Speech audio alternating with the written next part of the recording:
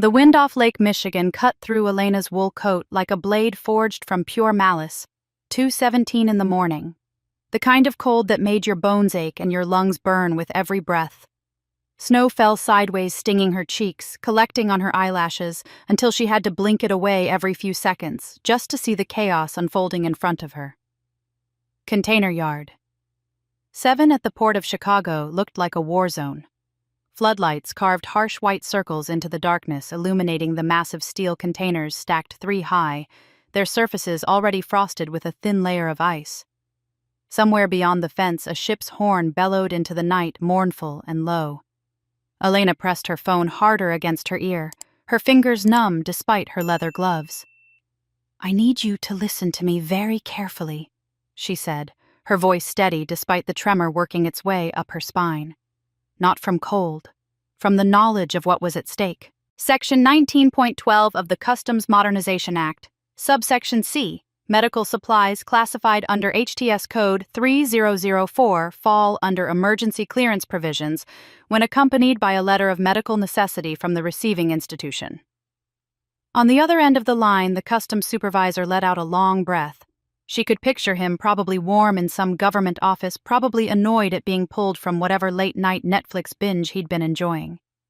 "Ma'am, I understand you're upset, but the paperwork discrepancy..." The paperwork discrepancy is a transposed digit on line 47 of the commercial invoice. The shipper wrote 874 instead of 847. That's it. That's the entire reason $5 million worth of dialysis equipment is sitting in your impound lot while 36 patients at Northwestern Memorial are scheduled for treatment in... She glanced at her watch, the face fogged with condensation. 6 hours. Silence on the line. Elena closed her eyes, let the snow kiss her frozen face, and waited. She had learned over 18 years in this industry that silence was a weapon. Most people couldn't stand it. They filled it with words, with concessions, with cracks in their armor. "Let me call my supervisor." "Your supervisor is Michael Chen. His direct line is 773-555-0142. I have his personal cell if you'd prefer. We worked together on the Mercy Hospital shipment last March. The one where your department received a commendation from the Secretary of Health for expedited processing during the supply chain crisis." Another pause, longer this time. "Hold, please." Elena lowered the phone from her ear and exhaled, watching her breath crystallize and vanish into the night. Her feet had gone numb 20 minutes ago. Her nose had stopped running, which probably meant mild frostbite was setting in. She didn't care. Somewhere in that maze of metal containers sat the equipment that would keep people alive. People who had names and families and futures that depended on whether she could navigate the labyrinth of federal bureaucracy in the next few hours. Her driver, a young man named Carlos, who had been with Wellington Logistics for 3 years, appeared at her elbow with a steaming cup of coffee. She took it, wrapped both hands around it, felt the heat seep into her frozen fingers like a small miracle. "Any luck?" he asked. "Working on it. You know." Carlos said, his breath pluming in the frigid air. Most executives would have handled this from home, on the phone, in their pajamas. Elena took a sip of coffee. It was terrible. Gas station blend, burnt and bitter. It was also the most delicious thing she had ever tasted. Most executives don't know the difference between a bill of lading and a commercial invoice. They'd still be on hold with the General Customs hotline listening to Muzak. Her phone crackled back to life. "Ms. Wellington? Still here? I've spoken with Supervisor Chen. He's authorized emergency release under the medical necessity provision. I'll need you to sign a personal guarantee for the duty differential pending documentation correction. I'll be at your office in 15 minutes. She ended the call, handed the coffee back to Carlos, and began walking toward the car. Her legs moved stiffly, joints protesting against the cold, but she didn't slow down. There would be time to thaw out later. Right now, there were signatures to provide, forms to sign, and a convoy of trucks waiting to be loaded. By 5:37 in the morning, the last truck pulled out of Container Yard 7, its headlights cutting through the pre-dawn darkness, carrying $2.3 million worth of dialysis equipment toward Northwestern Memorial. By 6:15, Elena was in her car heater, blasting, driving toward downtown Chicago as the first gray light of morning began to seep over the frozen lake. By 7:45, she had showered, changed into a charcoal Armani suit, and was sitting in the Wellington Logistics conference room, a fresh cup of coffee in front of her, watching the board members file in one by one. The conference room occupied the entire northwest corner of the 32nd floor. Floor-to-ceiling windows offered a panoramic view of the Chicago skyline, the buildings still wreathed in morning mist, the lake a sheet of hammered steel in the distance. The table was mahogany polished to a mirror shine, surrounded by 12 leather chairs that cost more than most people's monthly rent. Everything about this room was designed to project power, stability, success. Elena sat in the 7th chair from the head of the table. Not the 6th, which would have placed her directly to the right of the CEO's position. Not the 8th, which would have aligned her with the junior executives. The 7th, a position she had occupied for so long that the leather had molded itself to her shape that the armrests bore the faint impression of her elbows. She watched the board members take their seats, exchanging pleasantries, checking phones, shuffling papers. Gerald Morrison, CFO, who still couldn't read a balance sheet without his reading glasses and a bottle of antacids. Patricia Huang, VP of Human Resources, who had 3 affairs with subordinates buried under ironclad NDAs. David Kowalski, VP of Operations, who took credit for systems Elena had designed and implemented while he was still trying to figure out how to use the company email. At exactly 8 o'clock, the door at the far end of the room swung open and Robert Wellington entered. Her father. At 65, Robert Wellington still commanded a room simply by entering it. 6 feet 2 inches of old money confidence, silver hair swept back from a face that belonged on currency shoulders that hadn't stooped despite decades of carrying what he believed to be the weight of an empire. He wore a navy Brioni suit that cost more than most people's cars, a Patek Philippe watch that cost more than most people's houses, and an expression of benevolent authority that he had practiced in the mirror for so long it had become indistinguishable from his actual personality. Behind him, trailing like a particularly well-dressed shadow, came Tiffany, Elena's sister. At 30, Tiffany Wellington had perfected the art of looking important without actually doing anything. Today, she wore a cream-colored Chanel suit that made her look like she was attending a garden party rather than a board meeting. Her honey-blonde hair falling in perfect waves around a face that had cost their father $40,000 in rhinoplasty and another $20,000 in orthodontics. She held an iPhone in one hand, its rose gold case catching the light, her manicured thumb scrolling through what Elena could only assume was Instagram. Robert took his seat at the head of the table. Tiffany settled into the chair to his right, the 6th chair, the position of honor. She didn't look up from her phone. "Good morning, everyone." Robert's voice filled the room, deep and resonant, the voice of a man accustomed to being listened to. "Before we begin today's agenda, I want to address the situation that developed last night at the port." Elena felt the familiar sensation of erasure beginning, like someone slowly turning down her volume until she faded into background noise. "As some of you may have heard," Robert continued, "we had a critical shipment held up in customs, medical equipment, time-sensitive, the kind of situation that can make or break our reputation with hospital clients." Gerald nodded gravely. Patricia made a sympathetic sound. David looked appropriately concerned. "I'm pleased to report that thanks to the Wellington name, our long-standing relationship with the Port Authority, and a few well-placed calls to our friends in Washington, the shipment was released early this morning. The trucks are en route to Northwestern as we speak." A ripple of approval moved around the table. Murmured congratulations. Robert accepted them with practiced humility. "I also want to recognize someone who showed tremendous team spirit during this crisis." He turned, placed a hand on Tiffany's shoulder. She looked up from her phone, startled, then arranged her features into an expression of modest pride. "Tiffany was on the phone with me all night, keeping morale high, making sure our team knew the family was behind them. That's the kind of leadership that keeps Wellington Logistics ahead of the competition." Tiffany smiled, a perfect crescent of white teeth. "I just wanted everyone to know we cared," she said. "It's so important to show support during stressful times." Elena stared at the conference table, at her own reflection in the polished mahogany. The woman staring back at her had bloodshot eyes rimmed with dark circles, chapped lips from hours of exposure to freezing wind. A faint redness on her nose and cheeks that might have been windburn or might have been the beginning of frostbite. This woman had stood in a blizzard at 2 a.m. reciting customs codes from memory, negotiating with federal officials, signing personal guarantees that put her own assets on the line. This woman was invisible. She looked up from the table, found her gaze settling on her father. He was still talking something about quarterly projections and market expansion, his voice a pleasant drone that filled the room without actually saying anything. She had heard this speech or versions of it hundreds of times. The words changed, but the music remained the same. The music of a man who had inherited a company from his father, who had coasted on relationships and reputation and the labor of people he never saw, who had convinced himself through sheer repetition that his success was deserved rather than bestowed. She thought about the customs supervisor's voice on the phone, the way it had shifted from annoyance to respect when she demonstrated that she actually knew what she was talking about. She thought about Carlos standing in the snow bringing her terrible coffee because he understood that she needed it. She thought about the truck drivers loading equipment in the pre-dawn darkness, trusting that the woman who had cleared the paperwork knew what she was doing. None of them were in this room. None of them would ever be in this room. And the people who were in this room would never know what had actually happened in Container Yard 7, because the version of events that mattered was the version that Robert Wellington decided to tell.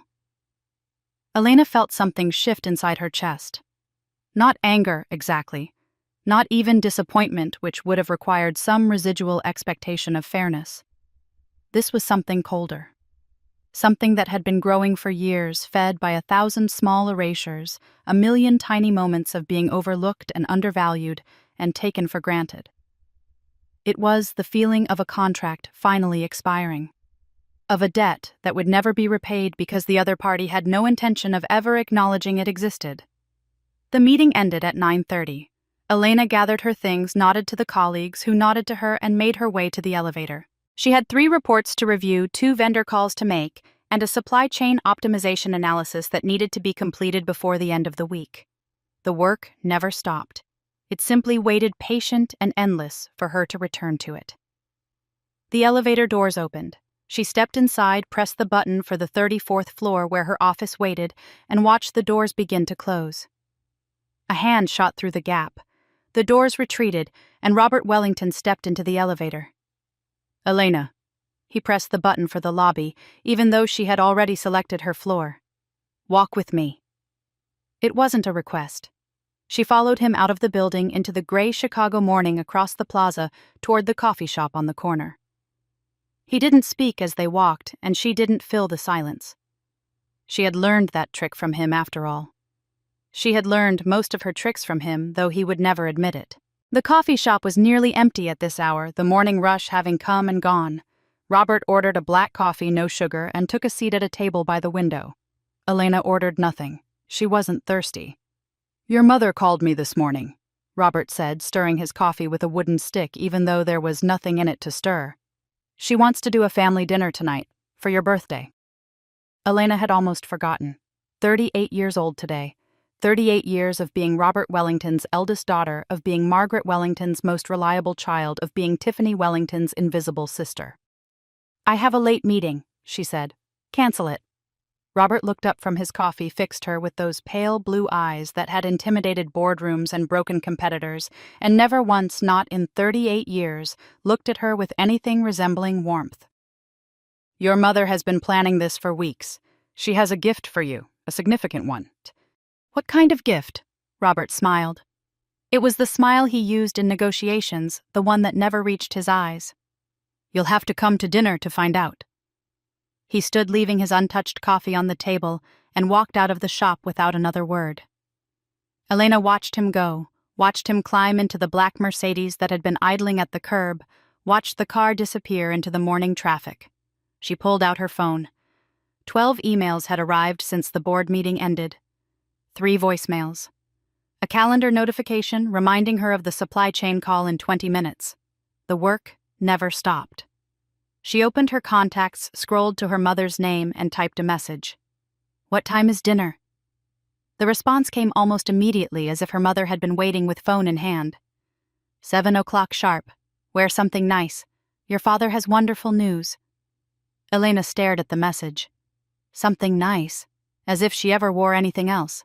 As if she had ever shown up to a family function in anything less than perfect professional attire, hair-styled makeup, subtle every inch the dutiful eldest daughter.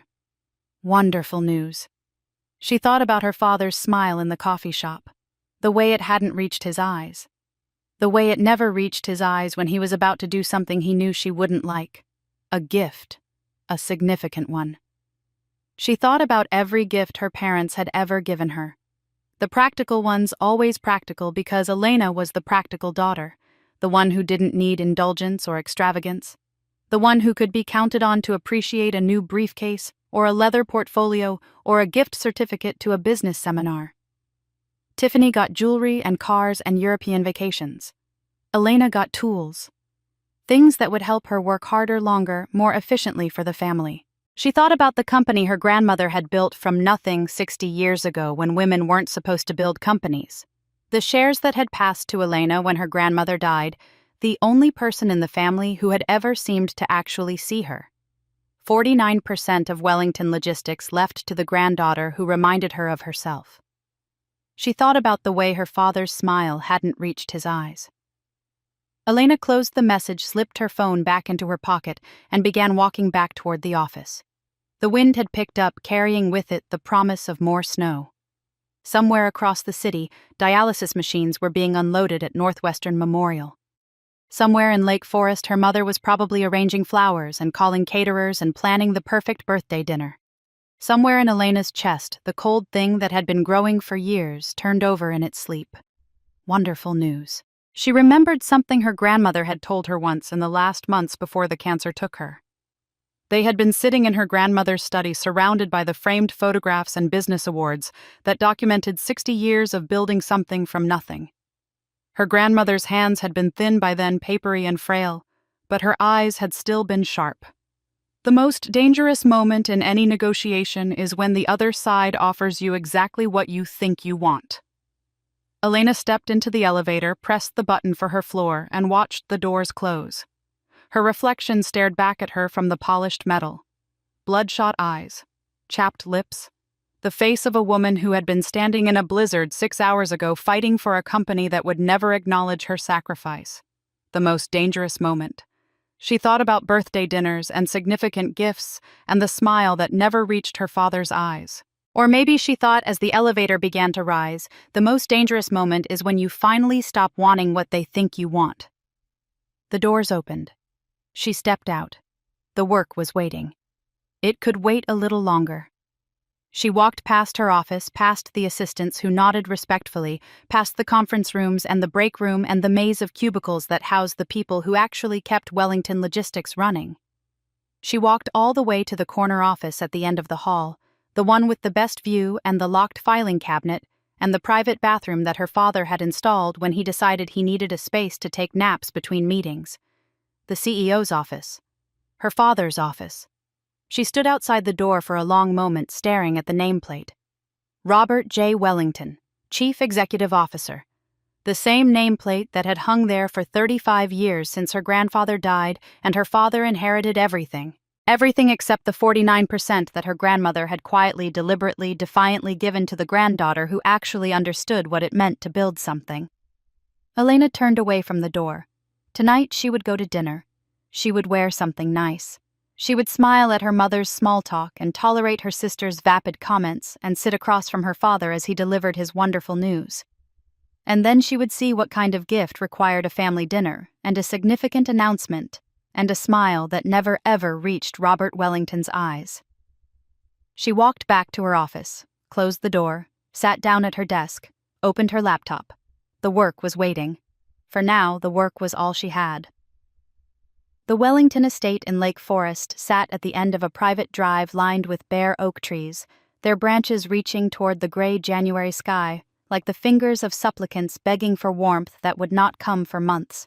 Elena pulled her Lexus through the iron gates at 6:45, 15 minutes early, because she had learned long ago that arriving on time to her parents' house meant arriving late by their standards.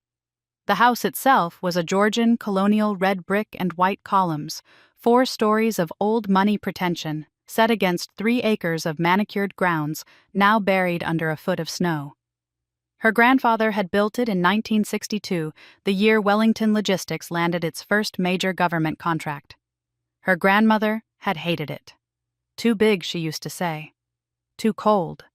A house designed to impress strangers, rather than comfort family.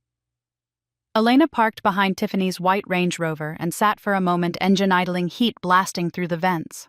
Through the tall windows of the front parlor, she could see the warm glow of lamplight, the flicker of what was probably a fire in the massive stone fireplace. From outside, it looked like the kind of home where families gathered to share meals and memories, where children grew up feeling loved and valued, where generations passed down wisdom and wealth in equal measure. From outside, it looked like a lie. She turned off the engine, gathered her coat and purse, and walked up the flagstone path to the front door. Before she could ring the bell, the door swung open and her mother appeared in a cloud of Chanel No. 5 and forced cheer. Margaret Wellington was 63 years old and had spent the last 40 of those years perfecting the art of appearing happy. She wore a cream cashmere sweater and pearl earrings, her silver blonde hair swept up in an elegant twist, her face arranged in an expression of maternal warmth that Elena had long ago learned to recognize as a mask. The real Margaret lived somewhere behind those carefully made-up eyes, buried under decades of accommodating her husband's demands and pretending not to notice the cracks in her family's foundation. "Elena, darling, happy birthday." Margaret pulled her into a hug that smelled of expensive perfume and felt like embracing a mannequin. "You look tired. Are you sleeping enough?" "I'm fine, Mom. You work too hard. I keep telling your father Elena works too hard. But you know how he is. Come in. It's freezing out there." Elena stepped into the foyer, all marble floors and fresh flowers, and a crystal chandelier that cast prismatic light across the walls. The house was warm, almost oppressively, so the kind of warmth that came from money rather than love. She shrugged off her coat, handed it to the housekeeper who appeared silently at her elbow, and followed her mother toward the dining room. The table had been set for 4 fine china and crystal stemware and silver flatware polished to a mirror shine. Candles flickered in sterling holders. A centerpiece of white roses and eucalyptus filled the air with a scent that was probably meant to be soothing, but instead reminded Elena of funerals. Tiffany was already seated, phone in hand, thumbs moving across the screen with the practiced speed of someone who had never had to do anything more demanding with her fingers. She looked up as Elena entered, offered a smile that didn't reach her eyes, and returned to her scrolling. "Happy birthday, sis." "Thanks." 38. Wow, that's like almost 40. Elena said nothing. She had learned long ago that responding to Tiffany's comments only encouraged more of them. Sit. Margaret gestured toward the chair across from Tiffany.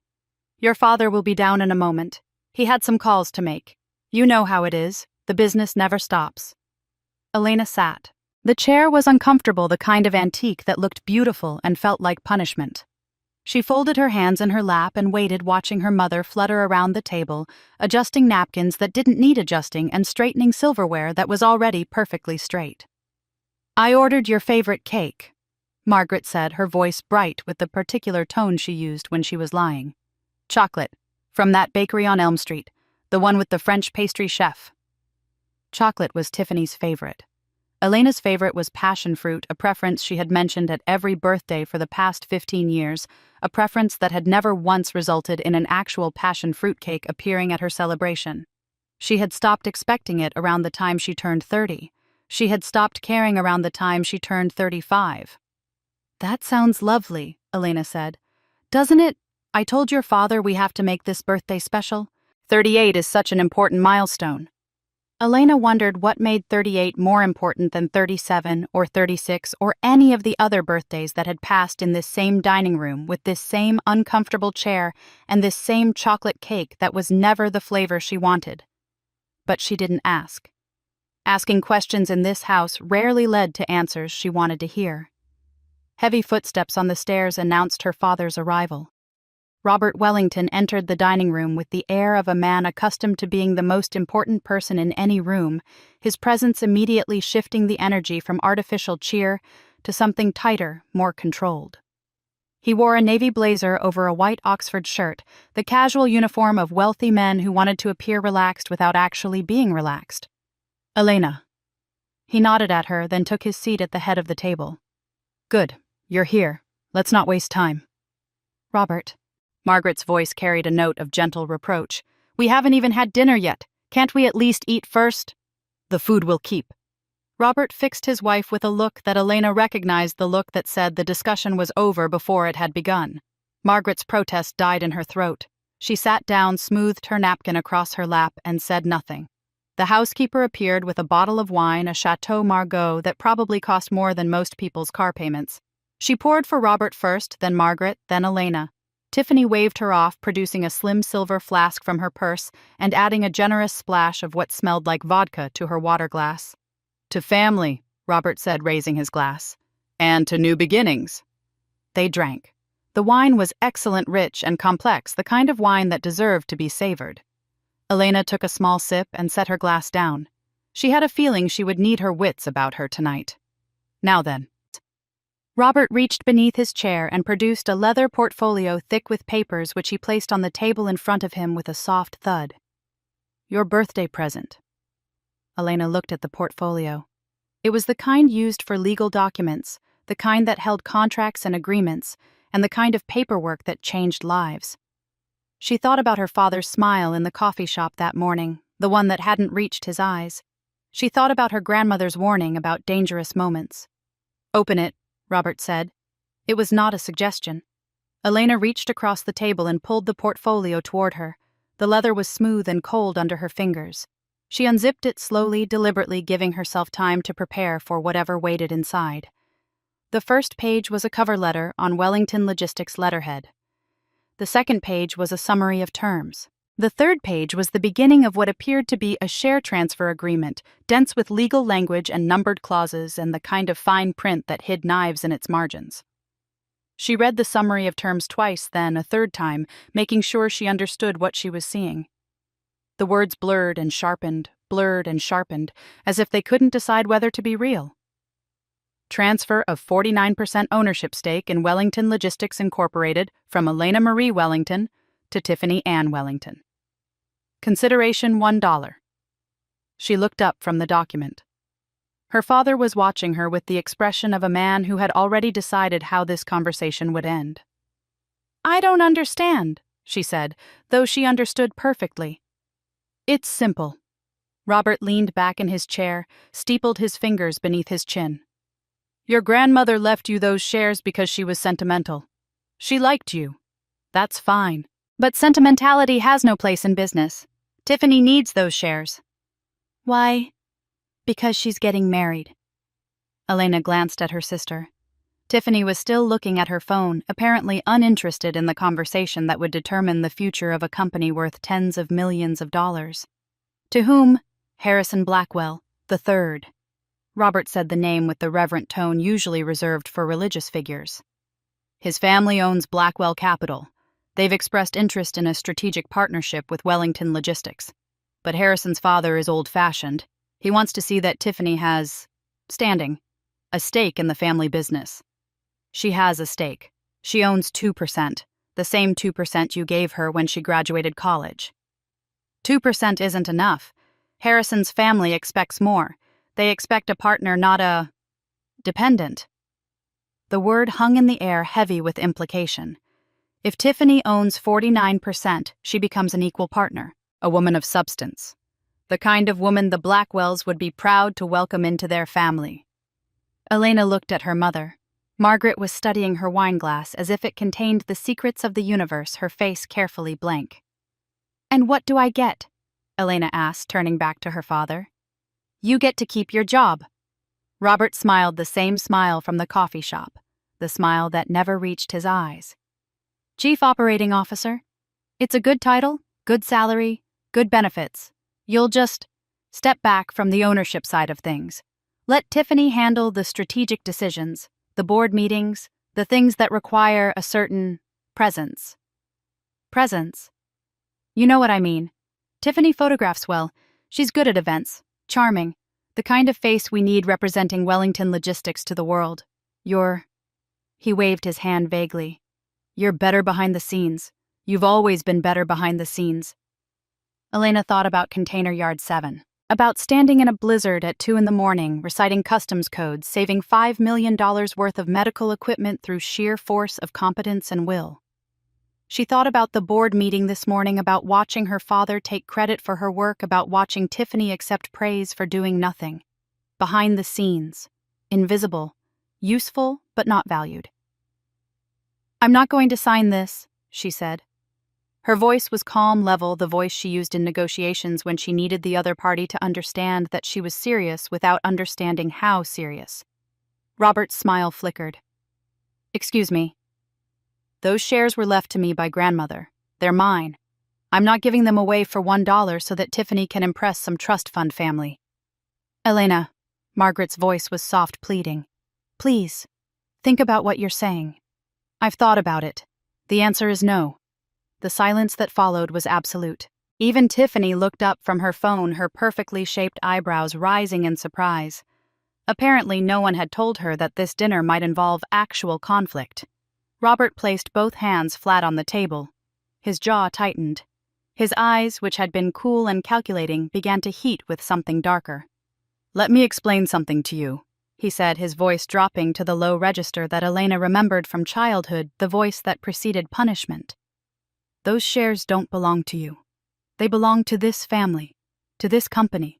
Your grandmother gave them to you because she was confused at the end. Sentimental. She didn't understand the implications of what she was doing. She understood perfectly. She was dying of cancer and pumped full of morphine. She wasn't thinking clearly. If I had known what she was planning, I would have stopped it. But you didn't know, because she didn't trust you." The words came out before Elena could stop them, sharp and true and irretrievable. Robert's hand slammed down on the table. The crystal stemware jumped. Wine sloshed over the rim of Margaret's glass, spreading across the white tablecloth like blood. "You ungrateful!" He stopped himself, took a breath, visibly wrestled his anger back under control. "I built this company. I turned a regional trucking business into a national logistics empire. Everything you have, your education, your career, your apartment, your car, all of it came from me, from my work, my sacrifice. You inherited this company from your father, who inherited it from grandmother. She built it. She built it from nothing while your grandfather was drinking himself to death at the country club. You just..." Elena paused, chose her next words carefully. "You just kept it running." The silence that followed was different from the one before. This silence had teeth. "You think you're so smart." Robert's voice was barely above a whisper. "You think because you can quote customs codes and balance spreadsheets that you understand how the world works. You don't. You don't understand anything." "Then explain it to me." "Fine. Here's how it works. You sign those papers tonight and everything stays the same. You keep your job, you keep your salary, you keep your nice little life. Your team keeps their jobs. Carlos, Maria, that accounting girl you're so fond of, what's her name, Jennifer. They all get to keep working, keep paying their mortgages, keep feeding their families." Elena felt something cold settle in her stomach. "What are you saying?" "I'm saying that if you don't sign, I will make your life very, very difficult. I'll start with your team. The ones who are loyal to you instead of to the company. I'll fire them. All of them. Tomorrow morning. And when they ask why, I'll tell them the truth. That Elena Wellington refused to do what was best for the family and they paid the price. You can't do that. I'm the CEO. I can do whatever I want." Robert picked up his wineglass, took a long sip, set it down with exaggerated care. "But that's just the beginning. If you walk out of here without signing, I'll make sure you never work in logistics again. Not in Chicago. Not anywhere. I know everyone in this industry. Everyone. One phone call from me and you're unemployable. You'll be 40 years old with a useless resume and a reputation for being difficult. See how far your customs codes get you then." Elena looked at her mother. Margaret was staring at the wine stains spreading across the tablecloth, her face pale, her hands trembling slightly in her lap. She would not help. She had never helped. She had spent 40 years choosing her husband over her children, and she was not going to change now. Elena looked at her sister. Tiffany had put down her phone and was watching the scene with the expression of someone observing a mildly interesting television program. No concern, no guilt, just vague curiosity about how this would all turn out. Elena looked at her father, at the man who had raised her, who had shaped her, who had taught her everything she knew about business and negotiation and the cold calculus of power. He was watching her with absolute confidence, secure in the knowledge that he held all the cards that she would do what she had always done, what she had been trained to do since childhood. She would submit. She would sacrifice. She would put the family first because that was what good daughters did, and Elena had always been the good daughter. "You're asking me to give up everything," she said quietly. "Everything grandmother left me. Everything I've worked for. For $1. "I'm not asking." Robert's voice was flat final. "I'm telling. You have two choices. Sign and keep your life. Or don't sign and lose everything. Your job, your team, your career, your reputation." He paused, let the words sink in. "I made you, Elena. Everything you are, I created. And I can unmake you just as easily." The candles flickered, the wine stains spread. Somewhere in the house, a clock chimed 7. Elena thought about her grandmother, about the woman who had built an empire from nothing, who had survived a husband who drank, and a son who disappointed, and a world that told her every day that she didn't belong. About the way her grandmother had looked at her in those final months, with something like recognition, something like hope. "You remind me of myself," her grandmother had said. "Don't let them break you." Elena looked at the papers in front of her, at the share transfer agreement that would erase her grandmother's final gift, that would reward Tiffany for nothing and punish Elena for everything. She thought about Container Yard 7, about the blizzard and the customs codes and the $5 million worth of medical equipment that was probably saving lives right now because she had refused to give up. She thought about 18 years of early mornings and late nights of problems solved and crises averted, of building systems and training teams and holding together a company that would have collapsed years ago without her invisible labor. She thought about all the birthday cakes that had been chocolate instead of passion fruit. "I need to think about this," she said. Robert's eyes narrowed. "What's there to think about? It's a significant decision. I need time to review the documents, consult with my own attorney." "You don't need an attorney. This is a family matter. 49% of a multi-million-dollar company is a legal matter. I'll review the documents tonight. I'll give you my answer tomorrow." For a long moment, Robert said nothing. Elena could see the calculation happening behind his eyes, the weighing of options, the assessment of risk. Push harder and she might dig in. Give her time and she might come to her senses. He had always prided himself on knowing when to apply pressure and when to step back. "Fine," he said finally. "Tomorrow. But Elena..." He leaned forward, his voice dropping to something that was almost intimate, almost paternal. "Don't make the wrong choice. You're a smart woman. Smart women know when they're beaten." Elena gathered the portfolio, tucked it under her arm, and stood. "Thank you for dinner," she said. "The cake looks delicious.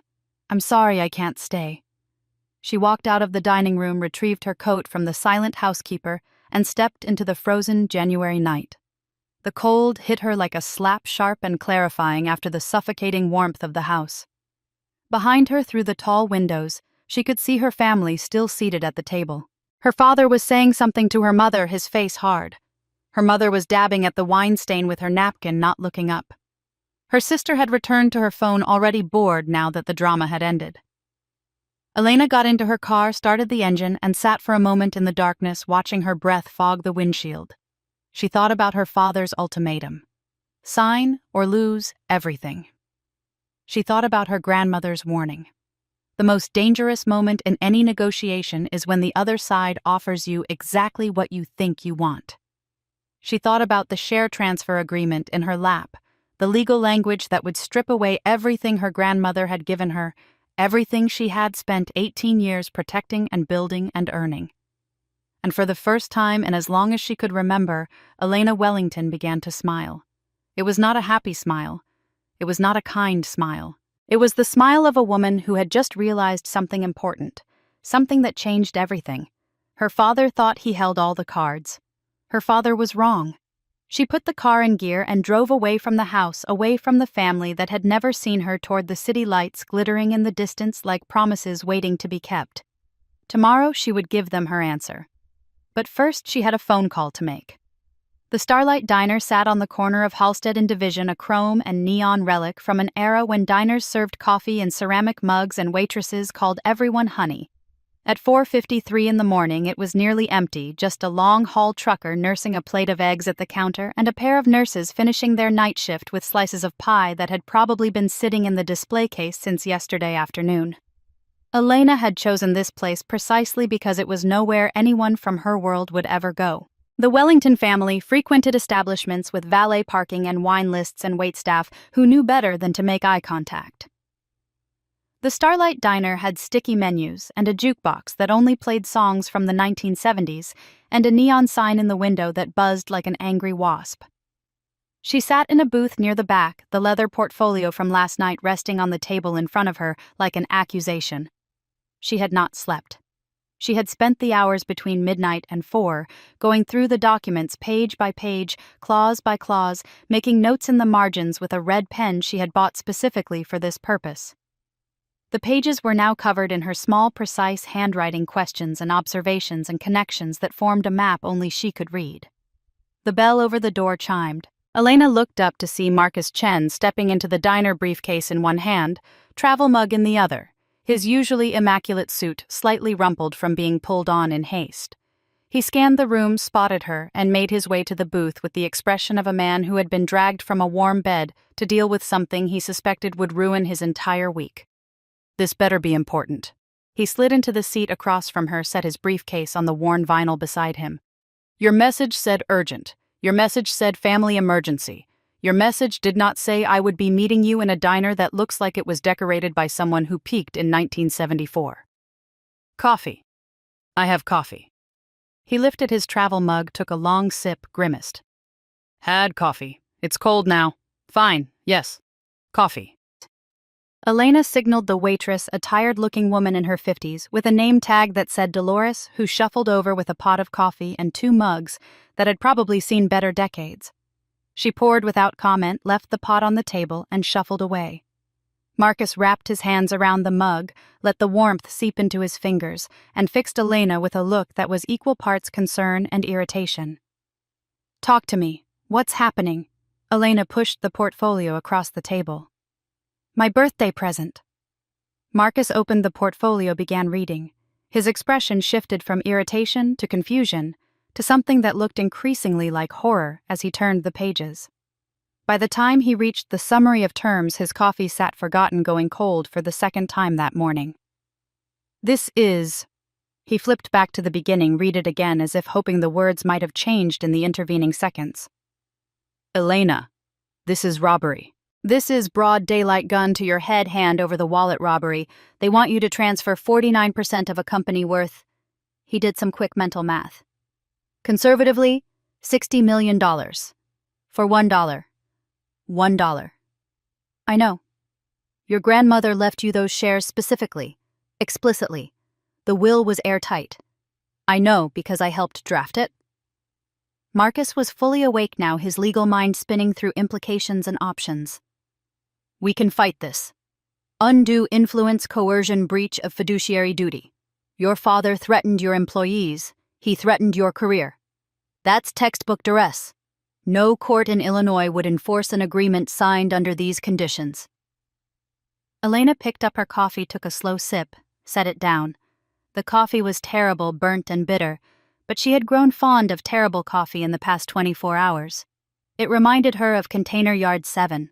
It reminded her of who she really was, underneath the Armani suits and the corner office, and the 18 years of making herself invisible. Turn to page 42, she said. Marcus frowned, flipped through the documents until he found the page. What am I looking at? Clause 11.b. Read it. He read. His frown deepened. He read it again. The loan agreement, he said slowly. The $40 million credit facility with First Chicago Bank. This clause references the original loan terms. Keep reading. Debt service coverage ratio covenant. The company must maintain a DSCR of at least 1.25. If the ratio falls below that threshold for 2 consecutive quarters... Marcus trailed off, his eyes widening as the implications began to unfold. The bank can declare a technical default and accelerate the entire loan. Keep going. Change of control provision. Any transfer of more than 20% of ownership requires prior written consent from the lender or... He looked up from the document, his face pale in the fluorescent light. Or the bank can call the loan immediately. Elena nodded. My father is about to force me to sign over 49% of the company to my sister. That triggers the change of control clause. The bank will have grounds to declare default. But surely they'll cure it, get the bank's consent after the fact. Maybe, if they ask nicely, if the bank is feeling generous. But here's the thing about First Chicago Bank. Elena leaned forward, her voice dropping, even though there was no one nearby to hear. They've been looking for an exit from this loan for 18 months. The relationship manager told me as much at the last quarterly review. Wellington Logistics is over-leveraged, under-diversified, and run by a CEO who hasn't had an original idea since 1992. The bank has been waiting for an excuse to get out. My father is about to hand them one. Marcus set down the documents, rubbed his temples with both hands. Okay. So the bank might call the loan. That's bad. That's very bad. But the company can refinance. Find another lender. With what collateral? The company's assets are already pledged against the existing loan. And the DSCR... Elena pulled the documents back toward her, flipped to a page covered in her red pen annotations. Look at these numbers. Last quarter, the ratio was 1.31, barely above the covenant threshold. And that was with me running operations at maximum efficiency. With me negotiating every vendor contract, optimizing every route, squeezing every penny out of every process. What happens if you're not there? You tell me. Elena sat back, let the question hang in the air between them. Tiffany has never read a balance sheet in her life. My father hasn't been involved in day-to-day operations for a decade. The CFO is a yes man who got his job by agreeing with everything my father says. If I walk out that door, who maintains the DSCR, who keeps the cash flow stable, who makes sure the trucks run on time and the contracts get fulfilled and the customers don't flee to competitors? Marcus was silent for a long moment, staring at the documents, his lawyer's mind working through the scenarios. No one, he said finally. No one does. The operation falls apart. The DSCR drops. The bank calls the loan. And then, Marcus picked up his coffee, realized it was cold again, set it down with a grimace. And then the company defaults. The bank seizes the collateral. Wellington Logistics either declares bankruptcy or gets sold at a fire sale price. And who loses everything? Your father, your sister, everyone except... He stopped, looked at her with new eyes as if seeing her for the first time. Except you. Except because you won't have any ownership stake to lose. You'll have already signed it away. Elena said nothing. She picked up her coffee, took another sip of the terrible burnt brew, and waited for Marcus to catch up to where she had been since 3 o'clock that morning. You want to sign it? He said slowly. You want to give them exactly what they're asking for. I want to give them what they think they're asking for. Elena, Marcus leaned forward, his voice urgent. Think about what you're saying. You're talking about letting your family's company fail, letting your father lose everything, letting dozens, maybe hundreds of employees lose their jobs. My father is going to fire my team anyway. He told me as much last night. If I sign, they might get a few more months before Tiffany drives the company into the ground. If I don't sign, they're gone tomorrow. She set down her coffee, met his eyes with a steadiness that surprised even her. I've run the numbers, Marcus. I've played out every scenario. If I stay and fight, I spend the next 10 years in litigation while my father bleeds me dry with legal fees. If I stay and surrender, I spend the next 10 years working myself to death to prop up a company that will never acknowledge my contribution. If I leave, gravity does the rest. The silence that followed was different from the others. This was the silence of understanding, of recognition of two people arriving at the same terrible conclusion from different directions. This isn't revenge, Marcus said quietly. Is it? No. Elena shook her head slowly. Revenge would require me to do something to them. I'm not doing anything. I'm just stopping. I'm removing myself from a situation that has been destroying me for 18 years. If the company collapses without me, that's not my fault. That's just reality finally catching up with the lie my father has been telling himself since the day he inherited everything. But the employees, the people who depend on those jobs. The good ones will find new positions. I'll help them. I have contacts throughout the industry. The ones who are loyal to my father. She paused, chose her next words carefully. They made their choice. We all make choices. Marcus was quiet for a long moment, turning his cold coffee cup in his hands. Outside, the first gray light of dawn was beginning to seep through the diner windows, turning the neon signs pale and sickly. "What do you need from me?" he asked finally. "Two things."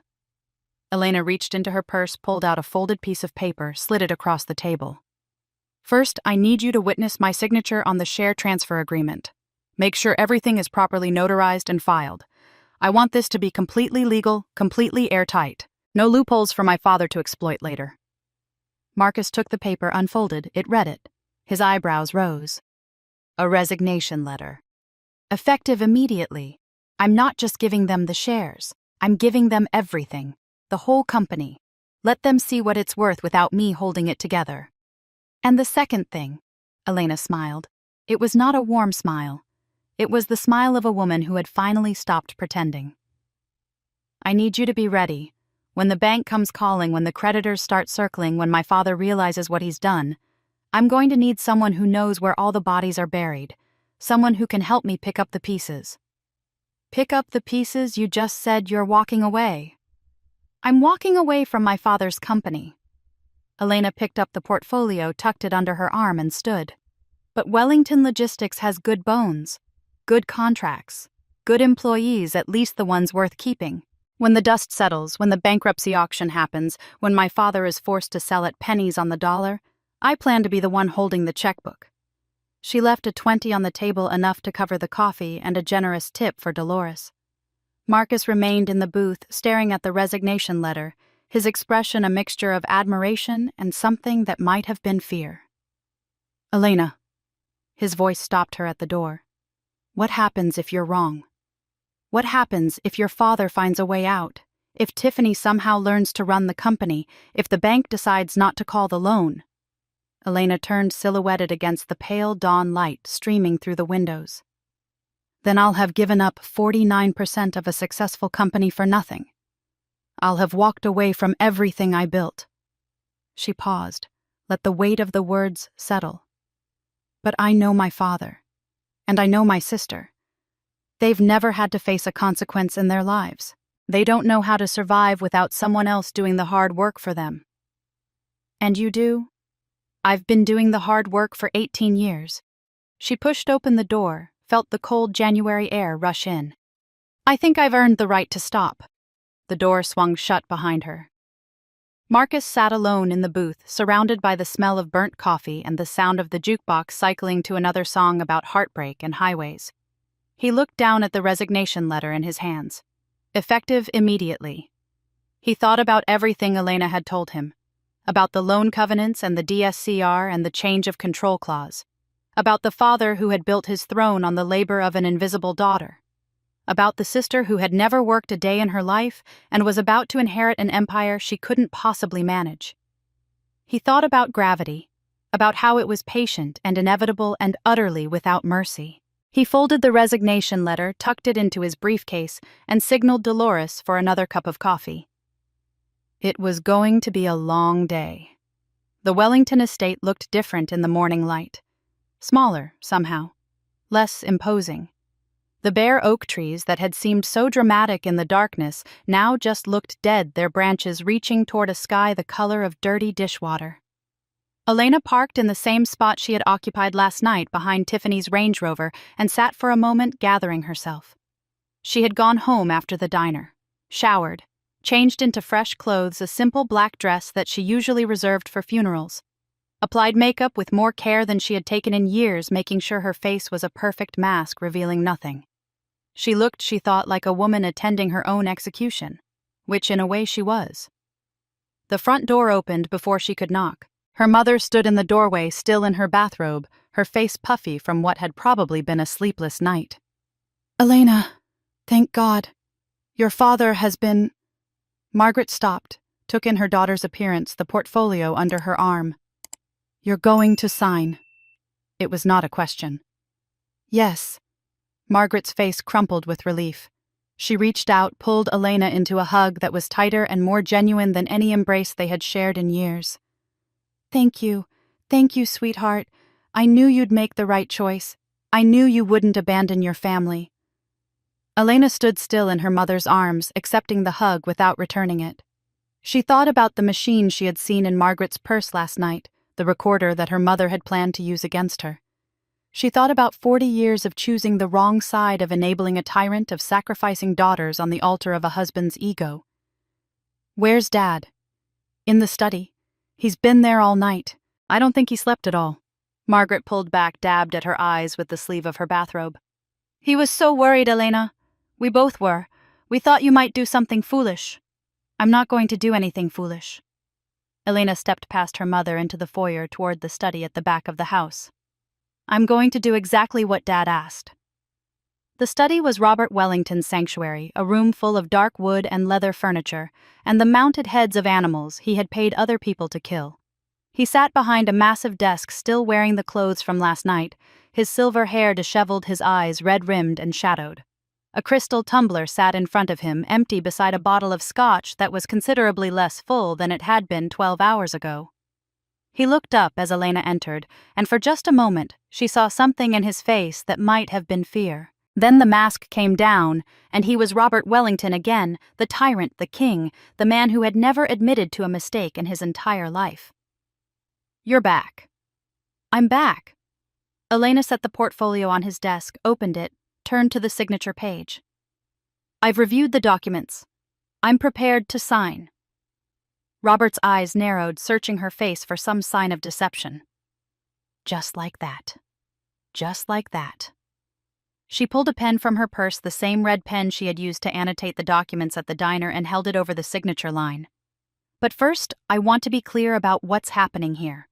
I want you to look me in the eye and tell me that this is what you want. Of course it's what I want.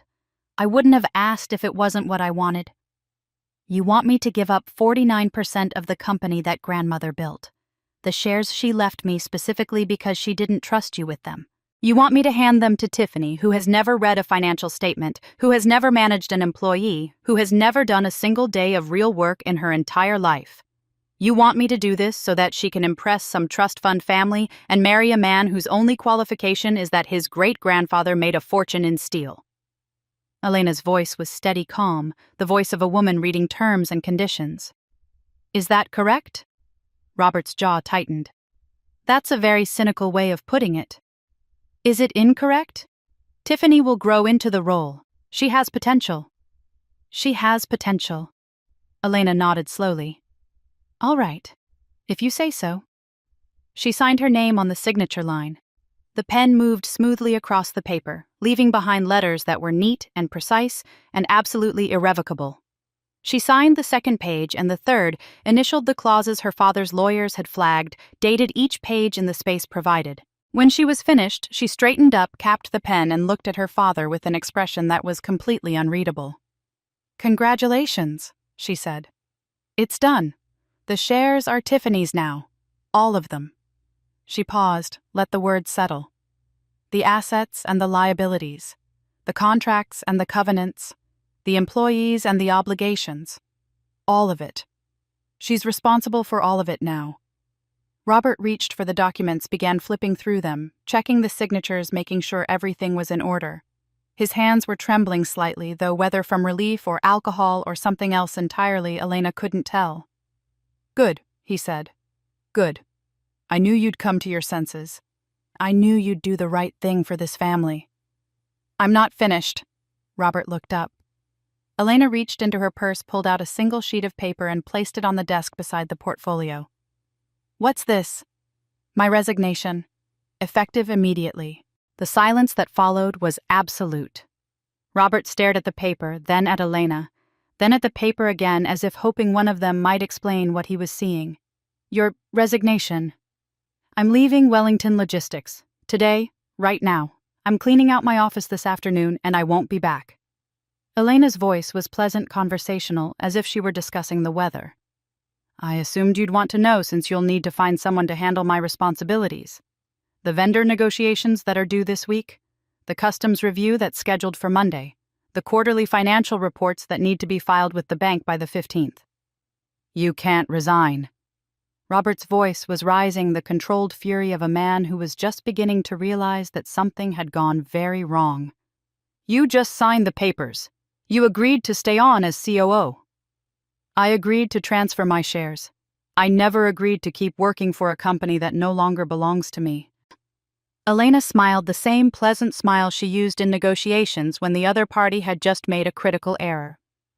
You should read the documents more carefully, Dad. Clause 7.4. The share transfer is independent of any employment arrangement. You got my shares. You don't get my labor. This is betrayal. This is sabotage. You planned this. I planned to give you exactly what you asked for. Elena turned toward the door. You wanted the shares, you have them. You wanted Tiffany to be the face of the company, now she can be. You told me last night that you don't need me. That Tiffany could hire 10 people like me. So hire them. I'm sure they'll do a wonderful job. You think you're clever. Robert was on his feet now, his face flushed with rage, his hands balled into fists at his sides. You think this changes anything. You're nothing without this company, nothing without this family. I made you. Everything you know, everything you are came from me. And you think you can just walk away? Elena stopped at the door, her hand on the frame. She turned, looked at her father, really looked at him, seeing him clearly for perhaps the first time in her life. She saw the bluster and the rage and the desperation underneath the dawning awareness that something had shifted, that the ground beneath his feet was no longer as solid as he had believed. You didn't make me, Dad. Grandmother made me. She taught me everything worth knowing about business, about integrity, about building something real instead of just inheriting something and pretending you earned it. Elena's voice was quiet, almost gentle. You know what else she taught me? She taught me that some people will never see your value no matter how hard you work, no matter how much you sacrifice. And when you finally realize that you have two choices, keep sacrificing, keep hoping, keep dying by inches, or walk away and let them face the consequences of their own choices. Consequences. Robert laughed, a harsh, bitter sound. What consequences? I've been running this company for 35 years. I can run it without you. Tiffany can learn. We'll hire consultants. We'll bring in experts. You're not as irreplaceable as you think you are. Maybe not. Elena smiled again, and there was something in that smile that made Robert's laughter die in his throat. I guess we'll find out.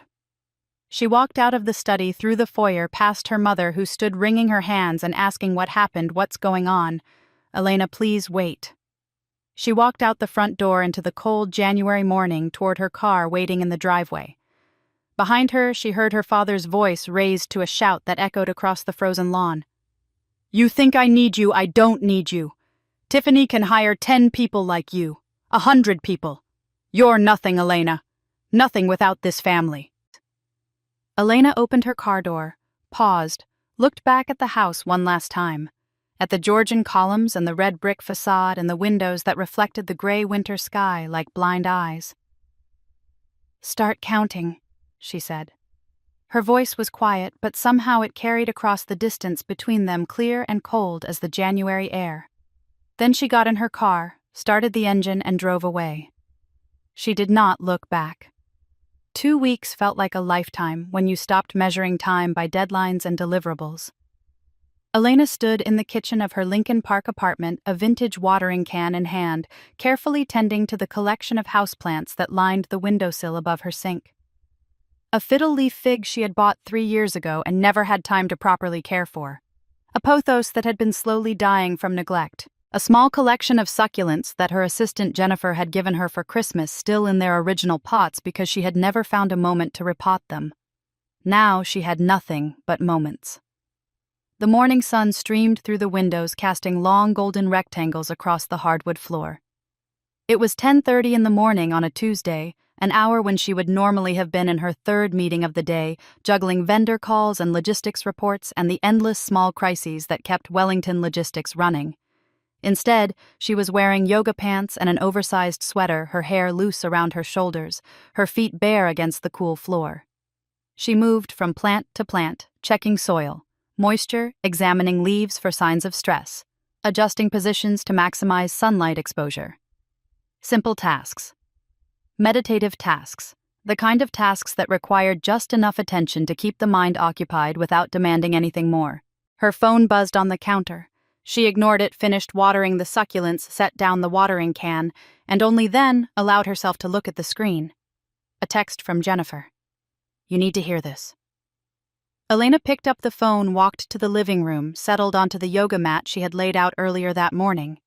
She had started doing yoga 3 days after her resignation, partly because she needed something to fill the hours, partly because her body had been carrying 18 years of tension that was only now beginning to release. Her shoulders ached constantly, her neck was stiff, her lower back complained every time she tried to sit still. The yoga helped, slowly. She opened the message thread with Jennifer, scrolled through the updates that had been trickling in over the past 2 weeks. Jennifer Huang had been Elena's assistant for 6 years, a brilliant young woman with a degree in finance who had taken an administrative job because she believed in learning from the ground up. She had also been one of the first people Robert had fired the day after Elena's resignation as part of what he called a restructuring initiative and what everyone else recognized as a purge of anyone loyal to his eldest daughter. Jennifer had landed on her feet as Elena had known she would.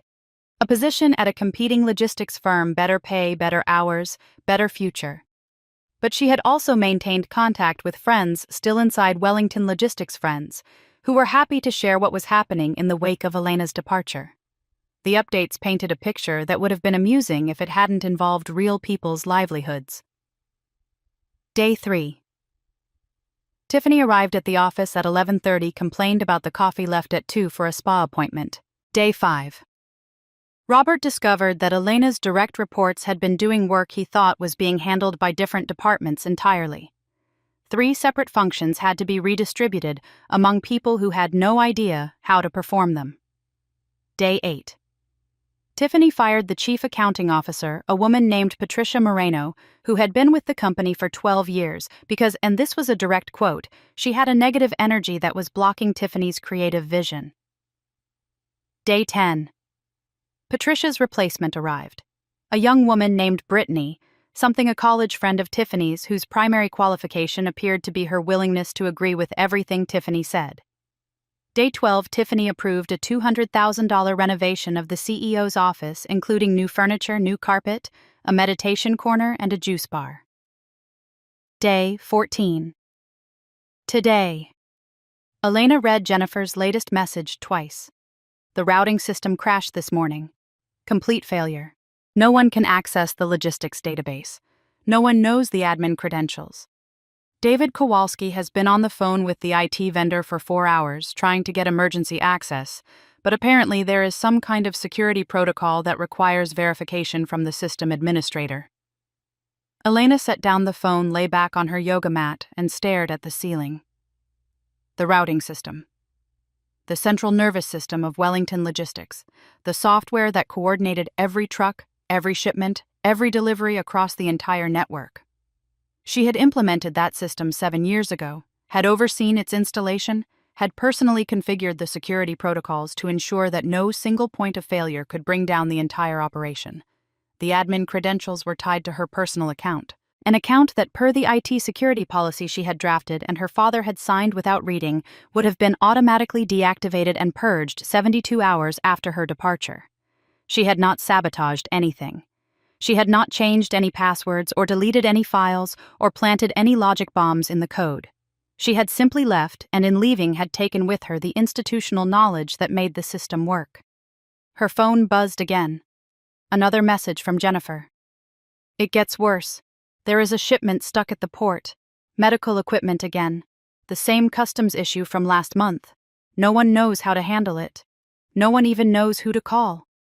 Elena closed her eyes, let the information wash over her, felt something complicated moving through her chest. Not quite satisfaction. Not quite grief. Something in between, something that had no name, but felt like the slow release of a breath she had been holding for 18 years.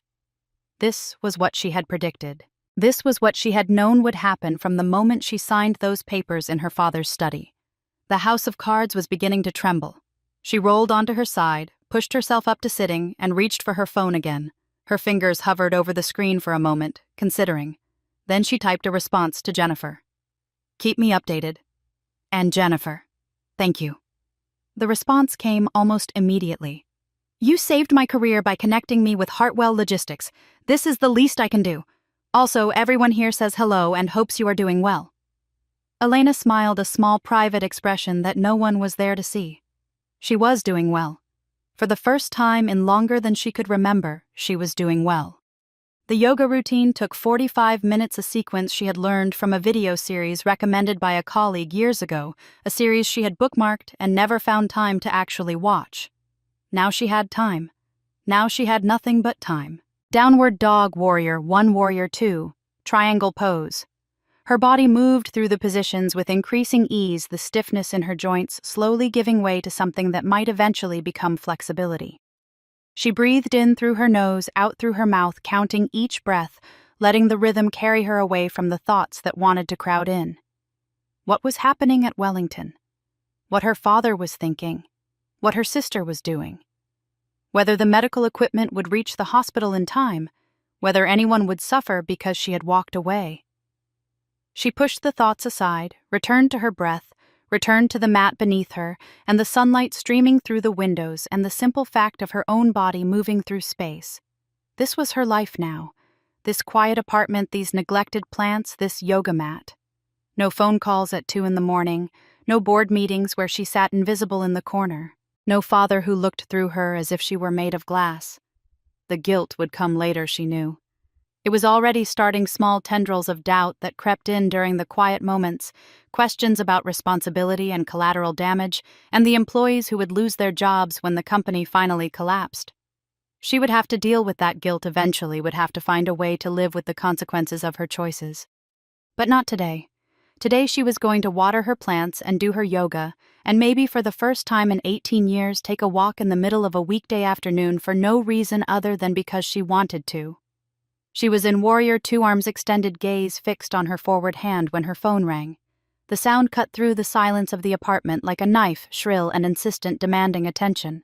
Elena held the pose for 3 more breaths, finished the sequence, and only then walked over to where her phone sat on the kitchen counter. The caller ID showed a name she had expected to see much sooner. Dad.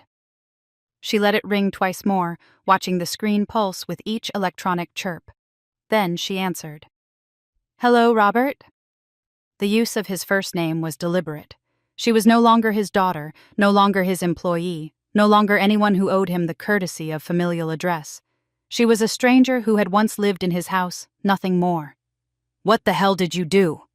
His voice came through the speaker, tight with barely controlled rage. The voice of a man who was not accustomed to being defied, and was only now beginning to understand the cost of his own arrogance. "The system is down. The entire logistics network is frozen.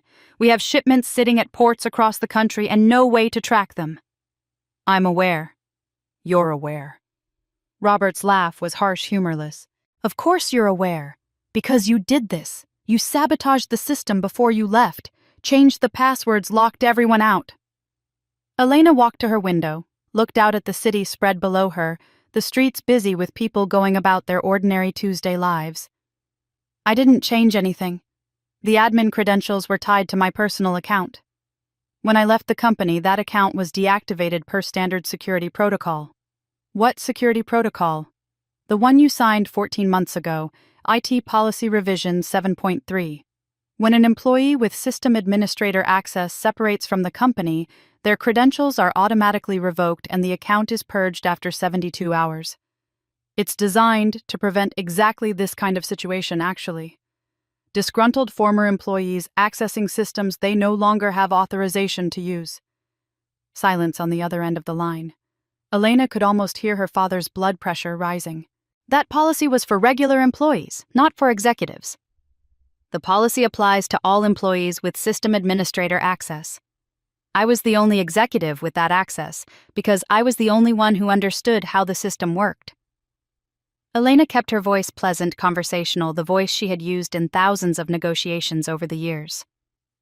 "You should have designated a backup administrator before accepting my resignation. That's standard practice in any competently run organization. Don't lecture me about how to run my company.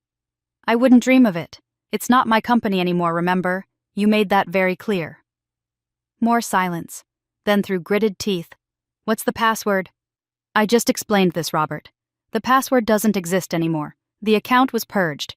You'll need to contact the software vendor and go through their emergency access protocol. It usually takes 72 to 96 hours, and they'll need proof of ownership, current business registration authorization from the registered system administrator." "You're the registered administrator." "I was. The registration should have been updated when I left. Was it not updated?" Elena allowed a note of innocent confusion to enter her voice. "That's unfortunate. The vendor is very strict about security. They won't grant access to anyone not listed on the current registration documents." "Then update the documents. Sign whatever needs to be signed." "I'm not an employee of Wellington Logistics. I can't sign documents on behalf of a company I don't work for." Elena turned away from the window, walked back to her yoga mat, sat down cross-legged in the center. "You'll need to contact your legal department. Have them prepare a new system administrator registration with Tiffany's information, since she's now the majority shareholder. Once the registration is updated and the vendor verifies the change of control, they should be able to grant emergency access within, I believe the standard timeline is 2 to 3 weeks. 2 to 3 weeks. Robert's voice had gone quiet, dangerously quiet, the voice Elena remembered from childhood, the voice that preceded the worst punishments. "We have contracts that need to be fulfilled, shipments that need to be delivered, customers who are threatening to sue." "Then I suggest you work quickly." "Elena." Her father's voice changed, shifting from fury to something that was trying very hard to sound reasonable. "Look, I know things were said, heated words in the moment, but this is bigger than our personal disagreements. People's jobs are at stake. The company your grandmother built is at stake. Whatever differences we have, you can't want to see that destroyed. Grandmother left me those shares because she trusted me to protect what she built. You forced me to sign them away so that Tiffany could impress a boyfriend's family." Elena's voice remained steady, almost serene. "You told me you didn't need me. You told me Tiffany could hire 100 people like me, so hire them, solve your own problems. That's what leaders do, isn't it? That's what you've always told me." "This is extortion. This is blackmail. I'll have my lawyers—" "You'll have your lawyers do what exactly? Sue me for following the security policy you signed? Sue me for not volunteering my personal time to fix problems at a company that fired me?" Elena laughed softly. "Go ahead. Call your lawyers. I'm sure they'll be very sympathetic." "God damn it, Elena." The reasonable facade cracked, revealing the rage underneath. "You owe this family. You owe me. After everything I've done for you, after all the opportunities I've given you, this is how you repay me, by standing by while everything falls apart." "I'm not standing by anything. I'm sitting in my apartment watering my plants, practicing yoga. What happens at Wellington Logistics is no longer my concern." Elena reached for her water bottle, took a long sip, let the silence stretch. "Is there anything else?" "You have to come back. You have to fix this." "No. I'm not asking. And I'm not coming." Elena set down the water bottle, lay back on her yoga mat, stared up at the ceiling. "Goodbye, Robert. Good luck with the vendor. I hear they're very thorough." "Elena, don't you dare hang up on me." "Elena. Elena." She ended the call. For a long moment she lay there, phone resting on her stomach, watching dust motes drift through the sunbeams slanting across the ceiling. Her heart was beating faster than it had during the entire yoga routine, adrenaline singing through her veins, her hands trembling slightly with the aftershock of confrontation. She had done it. She had actually done it. 18 years of automatic compliance of "yes, sir," and "right away, sir," and "whatever you need, sir." And she had finally said no. The phone buzzed in her hand. Another call from the same number. She declined it. It buzzed again. Same number. Decline. Again. Again. Again. Elena opened her settings, navigated to the blocked contacts list, and added her father's number. Then, after a moment's consideration, she added her mother's number as well, and Tiffany's, though she doubted her sister even knew how to make a phone call that didn't involve FaceTime filters. the phone went silent. She lay there for a while longer, feeling her heartbeat slowly return to normal feeling, the adrenaline fade, and something else take its place. Something that felt like freedom. Something that felt like the first day of the rest of her life. Then she got up, walked to the kitchen, and made herself a cup of tea. The updates continued to arrive over the following days, each one painting another stroke in the portrait of a company in freefall. The medical equipment shipment sat at the port for 4 days before someone finally figured out how to contact the customs office. By then, the customer had already filed a breach of contract claim. The hospital had sourced replacement equipment from a competitor at a 30% markup and was demanding Wellington Logistics pay the difference. The routing system remained offline for 11 days. During that time, dispatchers resorted to coordinating shipments via spreadsheet and phone calls, a process that was roughly as efficient as trying to conduct surgery with a butter knife. Deliveries that should have taken 2 days took 5. Customers who were accustomed to real-time tracking information received shrugged apologies and vague estimates. Tiffany's solution to the crisis was to fire the IT director for incompetence and hire a social media consultant to manage the company's online reputation. The social media consultant's first recommendation was to create a TikTok account. Tiffany approved a $50,000 content creation budget. The driver who had brought Elena coffee in the snow that night, Carlos, was among the first wave of layoffs. Officially, the company was restructuring for efficiency. Unofficially, Robert was cutting anyone he suspected of having been loyal to his daughter. Elena heard about it from Jennifer, reached out to Carlos through LinkedIn, and connected him with a position at Hartwell Logistics within a week. She did the same for Maria, from accounting for David's assistant, who had always slipped Elena the real board meeting agendas before her father could sanitize them for the night shift supervisor, who had coordinated the container yard response during the blizzard. One by one, she reached out to the people who had made Wellington Logistics actually function, and one by one, she helped them find lifeboats before the ship went down. It was not altruism exactly. It was debt repayment. These were the people who had worked alongside her for years, who had trusted her, who had lost their jobs because of choices she had made. The least she could do was make sure they landed somewhere soft. And if those soft landings happened to be at Wellington's competitors, well, that was just the market at work. 3 weeks after her resignation, Elena received a different kind of message. Not from Jennifer, not from any of her former colleagues, but from Marcus. The bank called. They want a meeting. Elena read the message, set down her phone, and smiled. The countdown had begun. The end of the fiscal quarter arrived like a bill collector, punctual and utterly without mercy. Elena learned about the quarterly financial review the same way she had learned about everything else since her departure, through the quiet network of former colleagues who had scattered to the 4 winds but still maintained their connections like nerve endings severed from a dying limb. Jennifer sent the first message, a brief note that contained only a screenshot of an internal email and 3 words. Here it comes. The screenshot showed a message from First Chicago Bank to Wellington Logistics, marked urgent, requesting an immediate meeting to discuss material changes to the company's financial position. The language was formal, bloodless, the kind of corporate speak that concealed sharp edges beneath soft words. We have noted certain discrepancies in your quarterly submission. We believe it would be mutually beneficial to discuss these matters in person at your earliest convenience. Elena read the message sitting at her kitchen table, a cup of green tea cooling beside her laptop, morning light streaming through windows. She had finally gotten around to cleaning. 4 weeks since her resignation. 4 weeks of yoga and plant care and long walks through Lincoln Park. 4 weeks of learning to exist without the constant pressure of responsibility pressing down on her shoulders. The guilt had come as she had known it would. Some nights she lay awake thinking about the employees who had lost their jobs, the contracts that had been broken, the customers who had been left scrambling for alternatives. She thought about the drivers and dispatchers and warehouse workers who had done nothing wrong except work for a company run by people who valued loyalty over competence. She thought about whether she could have found another way, a path that didn't require so much collateral damage. But then she thought about 18 years of invisibility, about birthday cakes in the wrong flavor, about standing in a blizzard at 2 a.m. while her sister slept in silk sheets and her father took credit for her work. She thought about the recording device in her mother's purse, about the ultimatum in her father's study, about being told she was nothing without a family that had never seen her as anything more than a useful tool. The guilt was real, but so was the anger.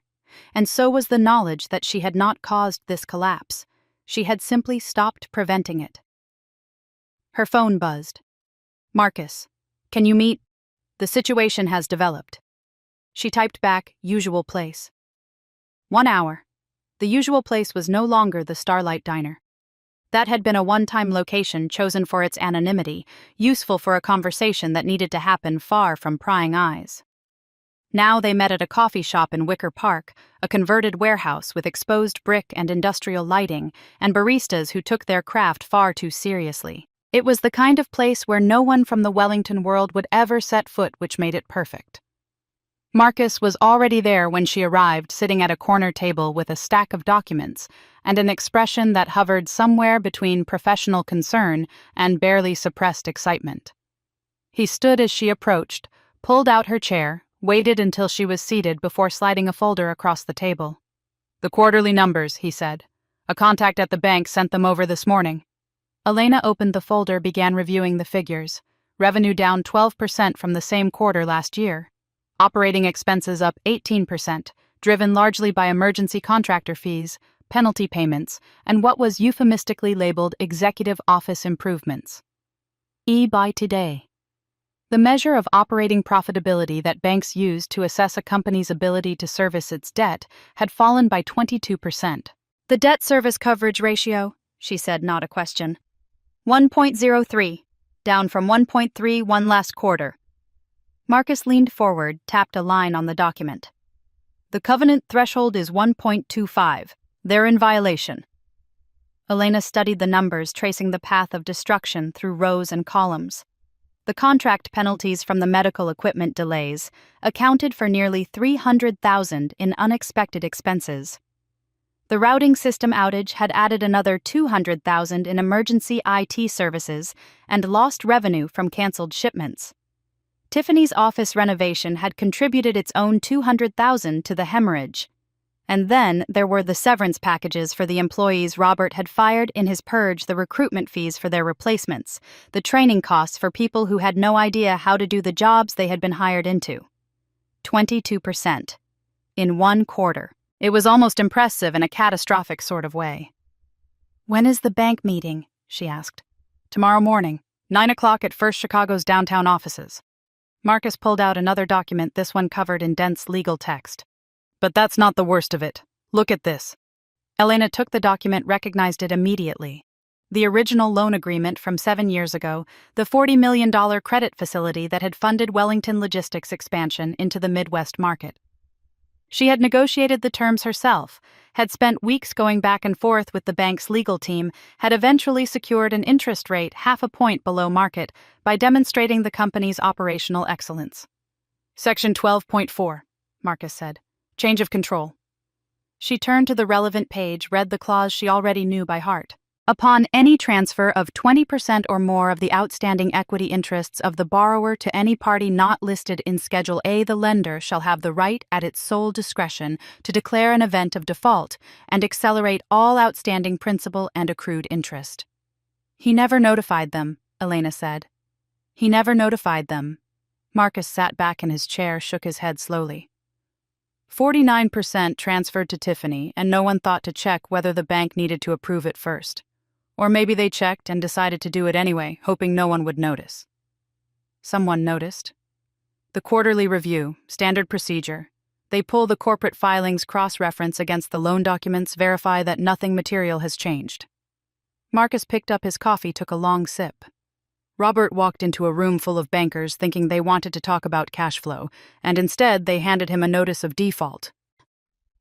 Elena closed the folder, set it aside, wrapped her hands around her own coffee cup. The ceramic was warm against her palms, grounding her in the present moment, keeping her from floating away into the satisfaction that wanted to wash over her. "Tell me what happened," she said, "at the meeting." Marcus had not been in the room, of course. He was Elena's attorney, not the company's, and his presence would have raised questions no one wanted to answer. But he had sources, the same sources that had been feeding information to both of them since this entire situation began. and by the time he arrived at the coffee shop this morning, he had already assembled a detailed account of the previous day's events.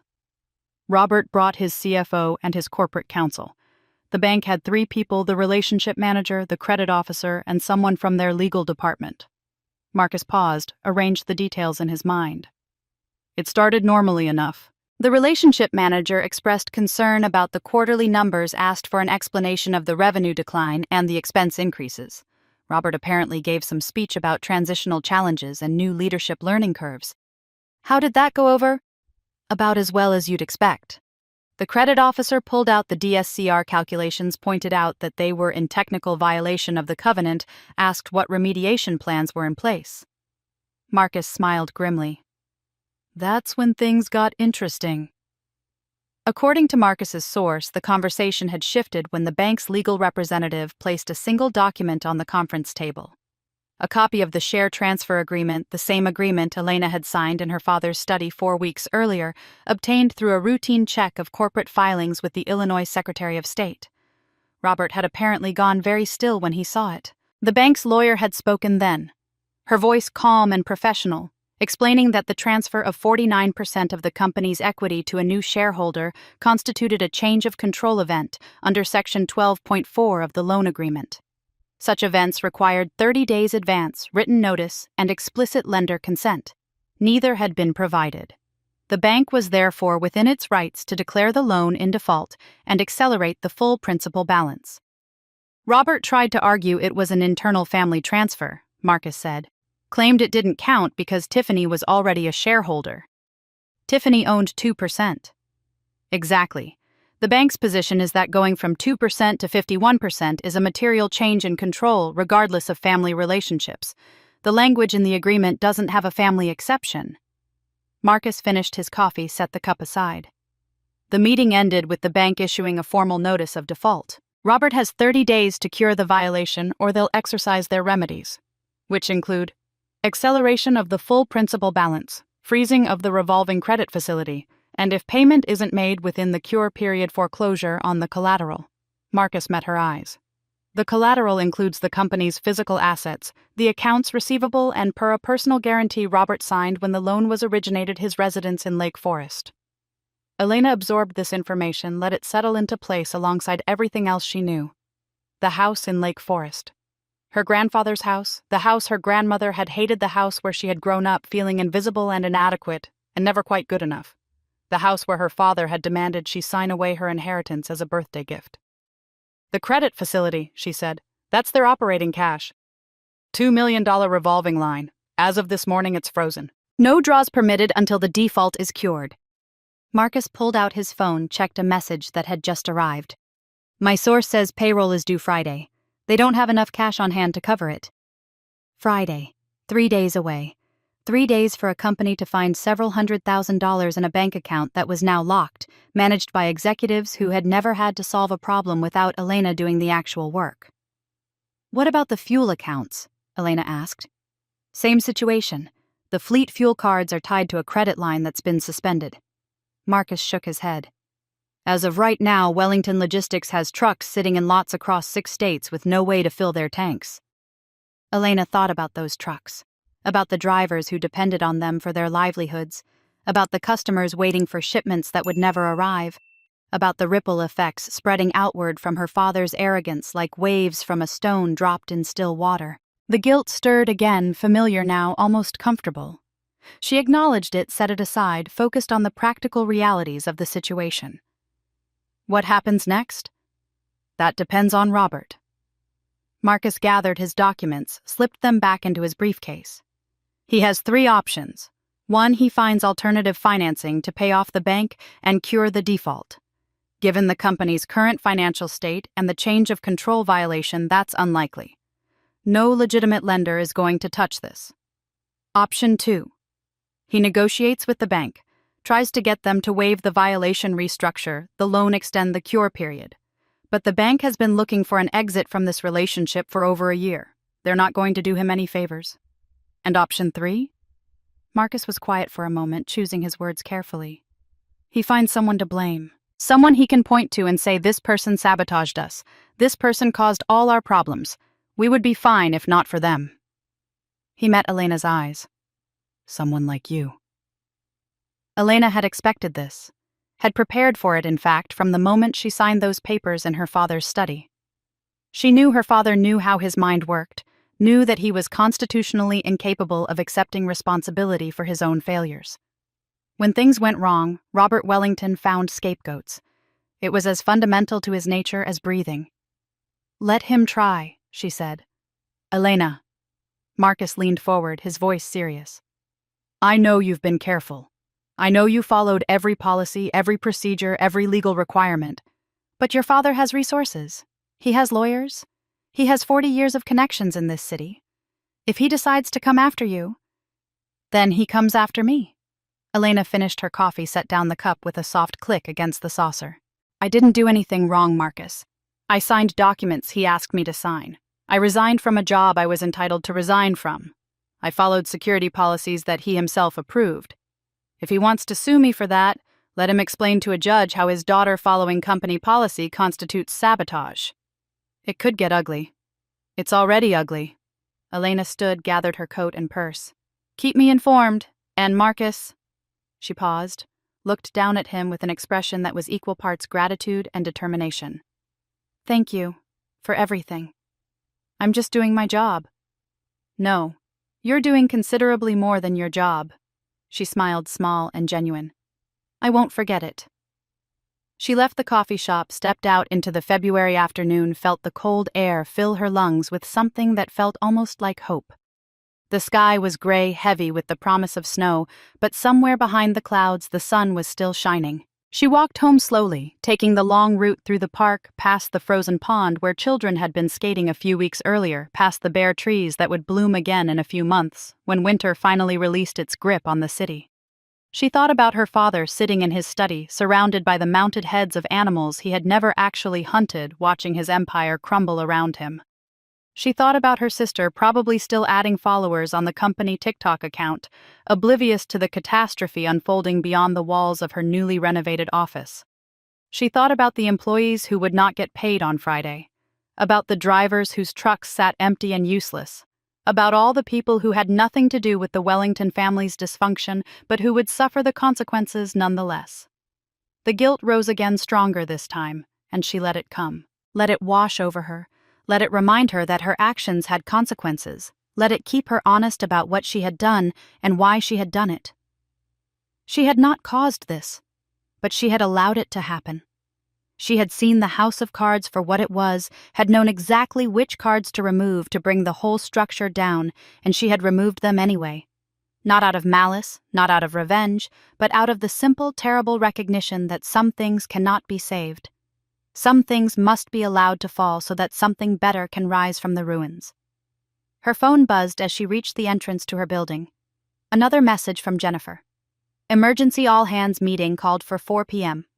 Word is, Robert is going to announce something big. Elena read the message, typed back a simple acknowledgement, and went inside to wait. The announcement came 2 hours later, delivered via a company-wide email that Jennifer forwarded within minutes of its distribution. The email was from Robert's personal account, which meant he had written it himself, rather than delegating to communications staff, which meant he was angry enough to abandon all pretense of professional distance. The tone was aggressive defensive, the tone of a man looking for someone to attack because attacking was easier than admitting failure. The subject line read, Notice regarding former employee Elena Wellington. Elena read the email 3 times, slowly absorbing every word. It has come to management's attention that the recent operational challenges faced by Wellington Logistics were not the result of transitional difficulties or market conditions as previously believed. Instead, evidence has emerged that Elena Wellington, former chief operating officer, engaged in a deliberate campaign of sabotage prior to and following her departure from the company. This campaign included, but was not limited to, the intentional destruction of proprietary systems and data, the deliberate concealment of critical operational information, the improper solicitation of employees to competing firms, and the violation of fiduciary duties owed to the company and its shareholders. Wellington Logistics has retained legal counsel and will be pursuing all available remedies, including but not limited to civil action, for damages, injunctive relief, and referral to appropriate law enforcement authorities for investigation of potential criminal conduct. All employees are reminded of their confidentiality obligations and are prohibited from discussing company matters with Elena Wellington or anyone acting on her behalf. Violation of this directive will result in immediate termination. Robert J. Wellington, Chief Executive Officer. Elena set down her phone, walked to her window, looked out at the city spread below her. The first flakes of snow were beginning to fall, drifting down from the gray sky like confetti at a parade, celebrating nothing at all. Her father was going to sue her. Was probably already drafting the complaint, assembling his lawyers, preparing to drag her through the courts for months or years. He would claim she had sabotaged the company, that she had destroyed data and stolen employees and violated duties she had never owed him in the first place. He would use his connections and his resources and his 40 years of accumulated influence to make her life as difficult as possible. And he would lose. Elena knew this with absolute certainty, the same certainty she had felt standing in that container yard at 2 a.m, reciting customs codes to a bureaucrat who didn't want to listen. She had been careful. She had followed every rule, every policy, every legal requirement. She had documentation for everything, copies of every email, records of every decision. Her father could throw his lawyers at her until the money ran out, and in the end, he would have nothing. But he would try. Because trying was all he had left. Because admitting that he had destroyed his own company through arrogance and greed and the systematic undervaluing of the one person who had held it together was simply not something Robert Wellington was capable of. Her phone buzzed again. Marcus, I saw the email. We need to talk. Tonight. Elena typed back. My apartment. 7 o'clock. Then she set down the phone, poured herself a glass of wine, and sat down to wait for the next move in a chess game her father didn't even realize he had already lost. The offices of Hartwell Logistics occupied the top 3 floors of a glass tower on Wacker Drive, a building so aggressively modern that it seemed to be actively rejecting the architectural heritage of the city around it. Elena arrived at 9:45, 15 minutes early for her 10 o'clock interview, wearing a navy Stella McCartney suit she had bought for herself 3 days after her resignation as a small act of rebellion against a lifetime of dressing for other people's approval. The lobby was all white marble and chrome fixtures, staffed by a receptionist who smiled with professional warmth and offered her a choice of sparkling or still water. Elena chose still, accepted the glass, and settled into a leather chair to review her notes while she waited. The interview had been arranged through connections, former colleagues who had landed at Hartwell in the weeks following her departure, people who had seen her work firsthand and knew what she was capable of. The position was Vice President of Operations, a step down from her previous title, but a step up in terms of actual authority. Hartwell was smaller than Wellington, more agile, run by people who valued competence over pedigree. It was exactly the kind of opportunity she had been hoping for. She was reviewing the company's recent quarterly report when the elevator doors opened and 2 men in dark suits stepped into the lobby.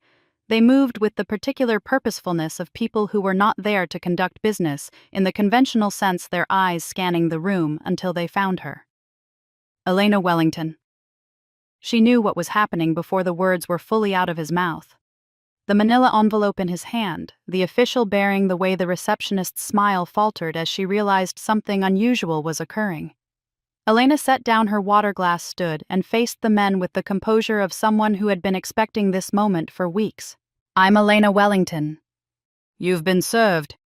The first man thrust the envelope into her hands, his voice flat and practiced.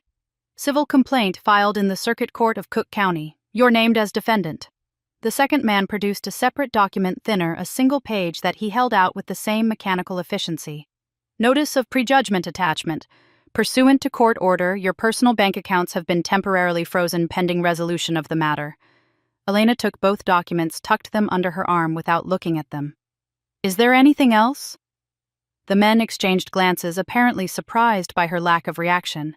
Most people, when served with a $10 million lawsuit, exhibited some form of distress. Shock, anger, tears, demands for explanation. Elena offered them nothing but polite attention. That's all, ma'am. Have a good day. They retreated to the elevator, left her standing in the marble lobby with the weight of legal documents pressing against her ribs. The receptionist was staring at her with barely concealed curiosity. Somewhere behind the frosted glass walls of the executive suite, people who might have been her future colleagues were going about their morning routines, unaware of the drama unfolding in their waiting area. Elena sat back down, opened the envelope, and began to read. Wellington Logistics Incorporated versus Elena Marie Wellington. Complaint for breach of fiduciary duty, intentional interference with business relations, computer fraud and abuse, conversion of corporate assets, and civil conspiracy. Damages sought in the amount of $10 million plus punitive damages, attorney's fees, and costs. She turned to the next page, then the next, scanning the allegations with the same analytical detachment she brought to contract negotiations. The complaint painted a picture of calculated destruction of an executive who had spent years positioning herself to sabotage the company that employed her, who had systematically deleted critical data, changed passwords, and recruited key employees to competitors in a coordinated campaign of corporate espionage. The allegations were absurd, of course. Every action attributed to her malicious intent was in fact the natural consequence of standard corporate procedures. Procedures her father had approved without reading policies she had implemented to protect the company from exactly the kind of chaos that would result from poor succession planning. But absurdity had never stopped her father before. He had money lawyers and an absolute conviction in his own righteousness. He would throw all of it at her, not because he expected to win, but because fighting was easier than admitting he had lost. The prejudgment attachment was more concerning. Her accounts frozen her access to her own money, restricted, all based on a complaint that hadn't even been heard by a judge yet. Her father's lawyers had convinced someone on the bench that she represented a flight risk, that she might liquidate her assets and disappear before the case could be resolved. It was a temporary measure, technically one that Marcus could probably get lifted within a few weeks, but in the meantime she was effectively paralyzed, unable to pay rent, or buy groceries, or do any of the mundane things that required access to a bank account. "Ms. Wellington." She looked up. The receptionist was approaching, her professional smile replaced by an expression of genuine sympathy. "Your 10 o'clock appointment has been rescheduled. Mr. Hartwell sends his apologies, but given the circumstances..." She trailed off, gesturing vaguely toward the documents in Elena's lap. Given the circumstances. Of course. News traveled fast in the logistics industry. By noon, everyone who mattered would know that Elena Wellington had been sued by her own father, accused of sabotage and fraud and conspiracy. The interview had been dead from the moment those process servers stepped off the elevator. "I understand." Elena gathered the documents, stood smooth the front of her suit. "Please thank Mr. Hartwell for his time." She walked out of the building with her head held high, ignoring the stares of the security guards and the whispered speculation of the people waiting for elevators. Outside, the February wind cut through her coat, carrying with it the smell of snow and diesel exhaust, and the particular urban grit that was uniquely Chicago. She stood on the sidewalk for a moment, letting the cold clear her head, then pulled out her phone and called Marcus. "I've been served," she said when he answered. $10 million, plus they froze my accounts." A long pause on the other end. "Where are you?" "Wacker Drive. I was supposed to have a job interview." The circumstances changed. She started walking toward the nearest L station, her heels clicking against the frozen pavement. "I need you to file an emergency motion to lift the attachment. I have bills due next week and roughly $47 in cash." "I'll have it filed by end of day. Can you come to my office? We need to strategize." "On my way." She ended the call, descended into the underground station, and caught the next train heading north. The car was mostly empty at this hour, just a few other passengers scattered along the orange plastic seats, lost in their phones, or their thoughts, or the particular vacancy that came from riding public transit in the middle of a workday. Elena found a seat by the window, watched the tunnel walls blur past, and allowed herself to feel the full weight of what had just happened. Her father was trying to destroy her, not just defeat her, not just punish her for her defiance, but systematically dismantle everything she had built over 18 years of work, her reputation, her finances, her future. He wanted her to understand that leaving the Wellington orbit came with consequences, that no one walked away from Robert Wellington without paying a price. The train emerged from the tunnel, rose onto the elevated tracks, and suddenly she could see the city spread out around her, gray and cold and indifferent to her troubles. Somewhere out there, her father was probably celebrating his tactical victory, raising a glass of expensive scotch to the lawyers who had convinced a judge to freeze his daughter's bank accounts.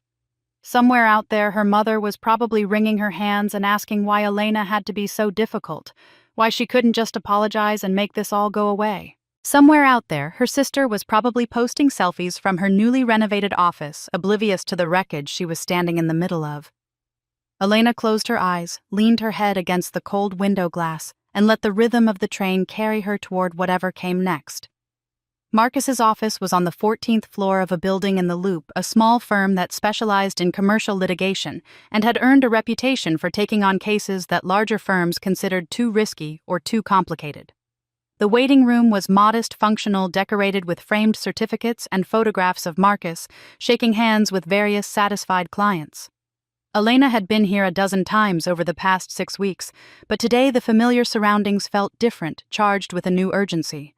She spent 3 hours with Marcus going over the complaint, analyzing each allegation, identifying the weaknesses in her father's case. The breach of fiduciary duty claim was the most serious, the assertion that she had owed a duty of loyalty to the company and had violated it by prioritizing her own interests over the interests of shareholders. But the argument had a fatal flaw. Elena had not been a fiduciary at the time of her alleged misconduct. She had resigned before the routing system crashed, before the customs delays, before any of the events her father was claiming as evidence of sabotage. "He's arguing that your resignation itself was an act of sabotage," Marcus explained, highlighting a passage in the complaint. "That you timed your departure to cause maximum damage knowing the company would collapse without you. That's not illegal. Employees are allowed to resign." Employees are allowed to resign, yes, but fiduciaries have additional obligations. They're supposed to ensure smooth transitions to train successors to protect the interests of shareholders even after departure. Marcus set down the document, met her eyes. "His lawyers are trying to argue that your status as COO and your ownership stake created fiduciary duties that survived your resignation. That's a stretch. It's a massive stretch, but it's not frivolous enough to get dismissed outright, which means we have to litigate it." Marcus pulled out a legal pad, began making notes. "The computer fraud allegations are easier to defeat. The IT policy you cited is a matter of record. Your father signed it. The automatic deletion of user credentials upon separation is explicitly described in Section 4.7. There's no way a jury concludes that following documented company policy constitutes computer fraud." "What about the attachment? Can you get it lifted?" "I've already drafted the motion. We'll argue that there's no evidence of flight risk, no indication that you're planning to dissipate assets. You're a lifelong Chicago resident with strong community ties. The attachment was improper and should be vacated." He paused. "But Elena, even if we win on the motion, this case is going to take months to resolve. Maybe years if your father decides to drag it out." "He'll drag it out as long as he can afford to." Elena stood, walked to the window, looked out at the gray cityscape. "This isn't about winning. It's about punishment. He wants to make me suffer, make me spend every dollar I have on legal fees, make me unemployable while the case is pending. Even if I win in the end, he wins in the middle. Then we need to change the game." Marcus stood, joined her at the window. "We need to give him something else to worry about." Elena turned, met his eyes. "What did you have in mind?" "A counterclaim. Not just defending ourselves, but attacking him. Put him on the defensive. Force him to spend his resources protecting himself instead of prosecuting you." "On what grounds?" Marcus smiled the smile of a lawyer who had been waiting for exactly this question. "Your former colleagues have been very helpful over the past few weeks." "Very helpful. Jennifer in particular has been forwarding me documents that paint an interesting picture of how Wellington Logistics has been managed." He walked to his desk, opened a drawer, and pulled out a thick folder. "Corporate credit card statements. Specifically, your sister's corporate credit card statements. Over the past 6 weeks, Tiffany has charged approximately $347,000 in personal expenses to the company account. Designer handbags, first-class flights to Paris, a spa weekend in Scottsdale, a down payment on a Mercedes convertible." He flipped through the pages. "None of it authorized by the board, none of it disclosed to shareholders, none of it remotely connected to legitimate business purposes. That's embezzlement. It's conversion of corporate assets at minimum, potentially criminal fraud if we can show intent." Marcus set down the folder. But that's just the beginning. I've also obtained copies of the company's tax filings for the past 3 years. There are some discrepancies. Deductions claimed for business expenses that appear to be personal. Depreciation schedules that don't match the actual asset valuations. Nothing that screams fraud on its face, but enough irregularities to warrant investigation. Elena processed this information, turning it over in her mind, like pieces of a puzzle she was only beginning to see. You want to countersue Robert for tax fraud and misuse of company funds. I want to give him a reason to reconsider this litigation. Right now, he thinks he's the aggressor and you're the victim. He thinks he can throw resources at you until you break. But if he's also a defendant, if he's facing allegations that could result in personal liability, maybe even criminal referral. Marcus shrugged. Suddenly, this lawsuit looks a lot less attractive. Do we have enough evidence? We have enough to file. We have enough to survive a motion to dismiss. Whether we have enough to win at trial, he trailed off. But that's not really the point, is it? The point is leverage. The point is making him understand that this war has 2 fronts, and he can't afford to fight on both of them. Elena was quiet for a long moment, staring out the window at the city that had been her home for 38 years. The city where she had built a career, lost a family, discovered who she really was when everything she thought she knew was stripped away. She thought about her father, about the man who had raised her to be invisible and useful and perpetually inadequate. She thought about the satisfaction he must have felt when he filed this lawsuit, the pleasure of finally having a target for all the rage that had been building since she walked out of his house 6 weeks ago. She thought about fighting back. Do it, she said. File the counterclaim. Let him see what it feels like to be on the defensive. Marcus nodded, already making notes. I'll have the papers ready by tomorrow. In the meantime, you should go home, get some rest. The next few weeks are going to be... His phone rang, interrupting whatever he had been about to say. He glanced at the screen, frowned, answered with a curt, Chen here. Elena watched his expression shift as he listened, from curiosity to surprise to something that looked almost like disbelief. Who told you this? A pause. No, don't send it to my office email. Use the secure channel. Yes, the same one as before. Another pause, longer this time. How certain are you? Because if this is accurate... He trailed off, shook his head. Fine, send it. I'll review it tonight. He ended the call, set down the phone, and stared at it for a moment as if expecting it to ring again. What was that? Elena asked. One of my contacts at the company, someone in the IT department who's been helpful with recovering deleted files. Marcus looked up at her, his expression strange. She found something in the backup servers, an email chain from 7 years ago, around the time the original loan agreement was negotiated. What kind of email chain? The kind that discusses the terms of a personal guarantee. Marcus picked up his phone again, began scrolling. Your father signed a personal guarantee when First Chicago agreed to the $40 million credit facility. The bank wanted additional security given the size of the loan. Robert agreed to pledge his personal assets as collateral. Elena felt something shift in her chest. I remember. I was in the room when he signed it. Do you remember what he pledged? The usual. Personal financial statements, a lien on his brokerage accounts. She paused, tried to pull the memory from the depths of 18 years of accumulated details. And something else. Something about real estate. The Lake Forest house. Marcus's voice was quiet, almost reverent. According to this email chain, Robert pledged his primary residence as collateral for the loan. If Wellington Logistics defaults and the company assets aren't sufficient to cover the outstanding balance, the bank has the right to foreclose on the house. Elena stared at him. He forgot. It was 7 years ago. A lot has happened since then. Marcus set down his phone. But Elena, do you understand what this means? The bank has already declared the company in default. They've frozen the credit facilities. They're preparing to call the entire loan. If they do that and the company can't pay, they'll take his house. Elena finished the sentence, feeling the weight of it settle into her bones. Everything. The house his father built, the house he raised us in, the house he was so desperate to pass on to Tiffany. Gone, unless he can somehow pay off the entire loan balance, which, given the company's current financial state, is essentially impossible. Elena walked back to the window, pressed her palm against the cold glass, watched her breath fog the surface. She thought about the study in Lake Forest, the mounted animal heads and leather furniture, and the desk where her father had demanded she sign away her inheritance. She thought about walking into that room as a child, being told to wait quietly while her father conducted important business, being trained from the earliest age to be invisible and unobtrusive, and never ever to cause trouble. She thought about the man who had built his entire identity around that house, around the wealth it represented, around the legacy he believed it embodied.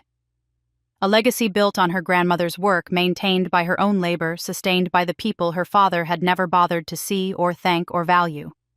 All of it balanced on a piece of paper he had signed 7 years ago and promptly forgotten.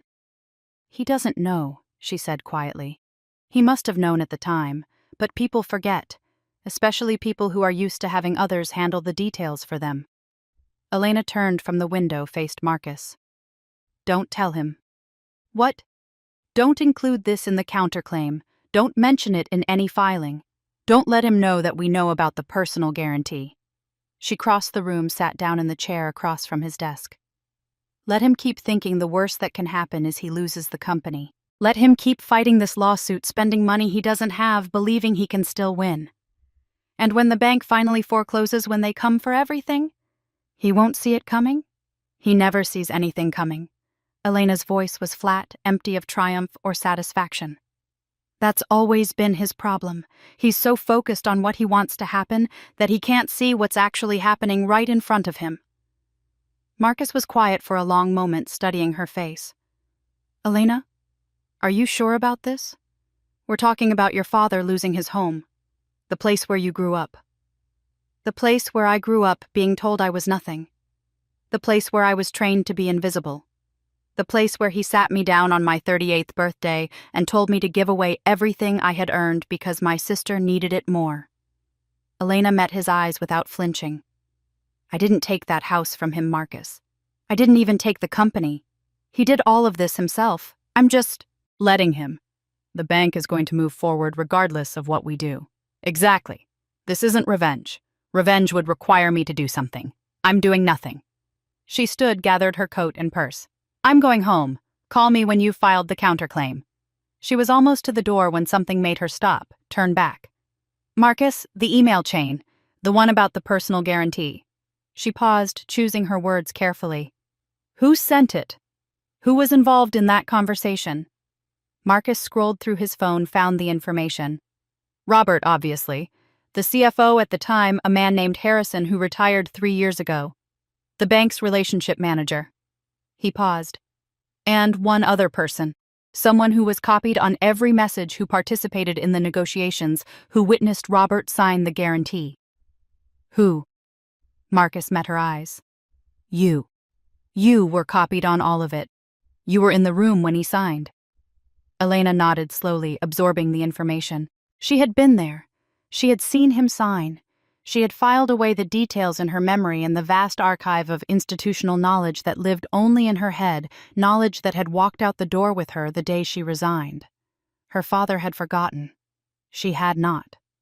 "Good night, Marcus." "Good night, Elena."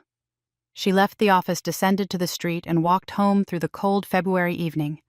The lawsuit, the frozen accounts, the counterclaim, the personal guarantee. All the pieces were in motion now, spinning toward a conclusion that felt both inevitable and impossibly far away. Her father thought he was attacking her, thought he was the hunter, and she was the prey. He had no idea that he had stepped into a trap of his own, making a trap that had been set 7 years ago in a conference room where a young woman sat quietly in the corner, watching and listening and remembering. The cold bit at her cheeks as she walked. The city hummed with its usual indifference to individual suffering. And somewhere in Lake Forest, a man who had never learned to see the people around him was about to discover what it felt like to be invisible. She arrived home just after 6, exhausted from a day that had started with a job interview and ended with the knowledge that her entire family was about to collapse. She hung up her coat, kicked off her shoes, and was heading toward the kitchen to pour herself a much-needed glass of wine when the doorbell rang. Elena froze. No one visited without calling first. Not Marcus, not Jennifer, not any of the former colleagues who had become her primary social contacts over the past weeks. The only people who showed up unannounced were process servers, and she had already been served everything worth serving. She approached the door cautiously, looked through the peephole. Her mother stood in the hallway wearing a camel-colored coat that Elena recognized from Christmases past. Her silver blonde hair perfectly styled her face, arranged in an expression of maternal concern that was almost convincing. Elena did not open the door. She stood there, hand on the knob, trying to understand what this visit meant. Her mother had not contacted her since the night of the birthday dinner. No calls, no texts, no emails. 6 weeks of absolute silence from the woman who had raised her, who had watched her husband demand the impossible and said nothing to defend her daughter. "Elena," Margaret's voice came muffled through the door. "Sweetheart, please, I know you're home. Can we talk?"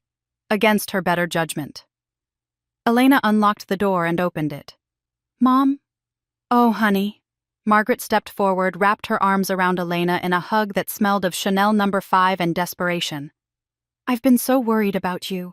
This whole situation, this lawsuit, I couldn't stay away any longer. I had to see you, had to make sure you were all right." Elena stood stiff in her mother's embrace, not returning it, waiting for the moment to pass. When Margaret finally released her, she stepped back, gestured toward the living room with a hospitality that felt more like habit than genuine welcome. "Come in." Margaret entered the apartment, her eyes scanning the space with the particular attention of someone cataloging everything she saw.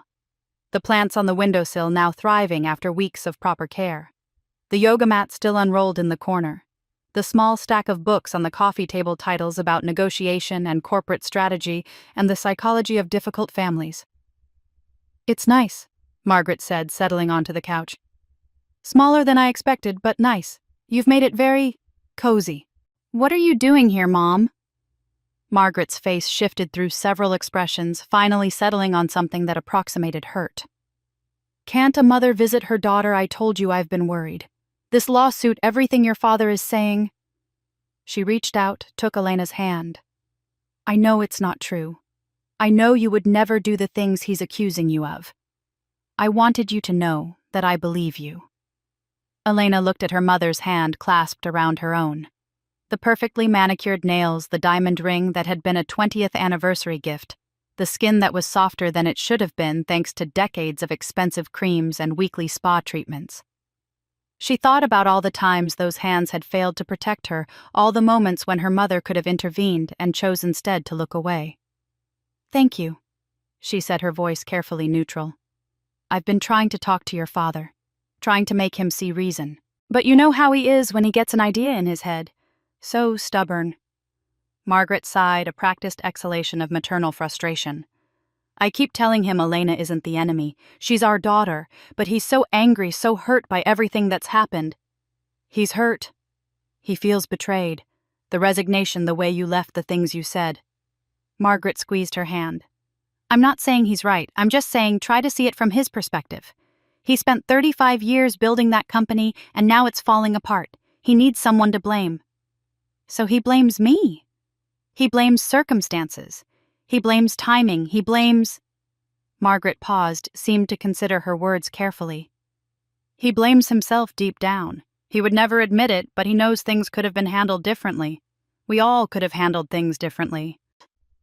Elena watched her mother's face as she spoke, watched the careful construction of each sentence, the way her eyes flickered to the left and down when she said certain words. Her mother was lying. Not about everything, but about something. There was an agenda here, a purpose beyond simple maternal concern. And then she noticed it. The slight bulge in her mother's purse resting on the couch cushion beside her. The particular shape of it, rectangular and hard-edged, too angular to be a wallet or a phone case. The way her mother's left hand rested protectively on the purse strap, fingers curled around it with a tension that belied her casual posture. Elena's stomach went cold. "Mom," she said, keeping her voice light. "Can I get you something to drink? Tea, water?" "Water would be lovely." Elena stood, walked to the kitchen, filled a glass from the tap. She took her time, letting her back stay turned to the living room, giving herself space to think. Her mother had come here with a recording device in her purse. Her mother was gathering evidence for her father's lawsuit. Her mother, who claimed to believe her, who claimed to be worried about her, was trying to capture her words on tape. She thought about the birthday dinner, about the recording device she had noticed in her mother's purse that night before everything had fallen apart. She had suspected it, then had seen the guilt in her mother's eyes, had chosen not to confront it, because she was already overwhelmed with other confrontations. She would not make that choice again. Elena carried the water glass back to the living room, set it on the coffee table in front of her mother, and sat down in the chair across from her, rather than returning to her spot on the couch. "Mom," she said, "I need to ask you something." "Anything, sweetheart." "Why are you really here?" Margaret's smile flickered, recovered. "I told you. I was worried. I wanted to see you." "You've had 6 weeks to worry. 6 weeks to call to text to show up at my door." Elena kept her voice steady, conversational. "Why tonight? Why now, on the same day I was served with a lawsuit and had my accounts frozen?" "I didn't know about the lawsuit until your father told me this evening. That's why I came. I was upset. I wanted to make sure you were okay." "And the recording device in your purse?" The silence that followed was absolute. Margaret's face went through a rapid succession of expressions: surprise, confusion, denial, and finally resignation. Her hand tightened on the purse strap, then relaxed, as if she had realized that further pretense was pointless. "Elena, give it to me." "Sweetheart, you don't understand. Your father asked me to—" "Give it to me." Margaret sat frozen for a long moment, caught between loyalties that had been pulling at her for 40 years. Then slowly she reached into her purse and withdrew a small digital recorder, sleek and black and damning. She held it out to Elena, her hand trembling slightly. Elena took the device, examined it. The red light was on, indicating it was actively recording. She turned it over in her hands, feeling its weight, thinking about all the words it had captured, all the evidence her mother had been trying to gather for a case designed to destroy her. Without a word, she picked up the water glass from the coffee table, dropped the recorder into it, and watched it sink to the bottom. "Elena, please." Margaret's voice was barely a whisper. "I didn't want to do it. Your father insisted. He said it was the only way to protect the family." "Protect the family." Elena set down the glass, watched bubbles rise from the drowning electronics. "Is that what you tell yourself, that you're protecting the family?" "Everything I've done has been for this family. Everything. Everything you've done has been for Robert." Elena looked at her mother. Really looked at her, seeing for perhaps the first time the woman Margaret had become over 40 years of marriage. The carefully maintained appearance, the practiced smiles, the willingness to sacrifice anything and anyone to maintain the illusion of a happy family. "You've never protected me. Not once. Not when he ignored me, not when he belittled me, not when he demanded I give away my inheritance. And now you come here with a recording device in your purse, trying to help him destroy me in court. He's my husband. I'm your daughter." The words hung between them, heavy with the weight of all the years they represented, all the birthday cakes in the wrong flavor, all the achievements that were never celebrated, all the moments when a mother could have chosen her child and chose instead to look away. Margaret's eyes were wet now, tears threatening to spill over onto her perfectly made-up cheeks. "I love you, Elena. I've always loved you." "No." Elena stood, walked to the front door, opened it. "You loved the idea of me, the useful daughter, the reliable one, the one who would always do what she was told. But me, the actual person with actual feelings and actual needs." She shook her head. "You've never even seen me." "That's not true." "It's the truest thing either of us has said tonight." Elena gestured toward the open door. "Leave." "Elena, please, let's talk about this. Let me explain." "There's nothing to explain. And there's nothing to talk about." Elena met her mother's eyes, held them, let her see the finality written there. "You chose your side, Mom. You chose it 40 years ago, and you've been choosing it every day since. I don't blame you for it anymore. I don't even hate you for it. But I'm done pretending we're family." Margaret stood, gathered her purse, walked to the door, on legs that seemed uncertain of their purpose. At the threshold, she turned back, one last appeal in her eyes. "I'm still your mother." "No."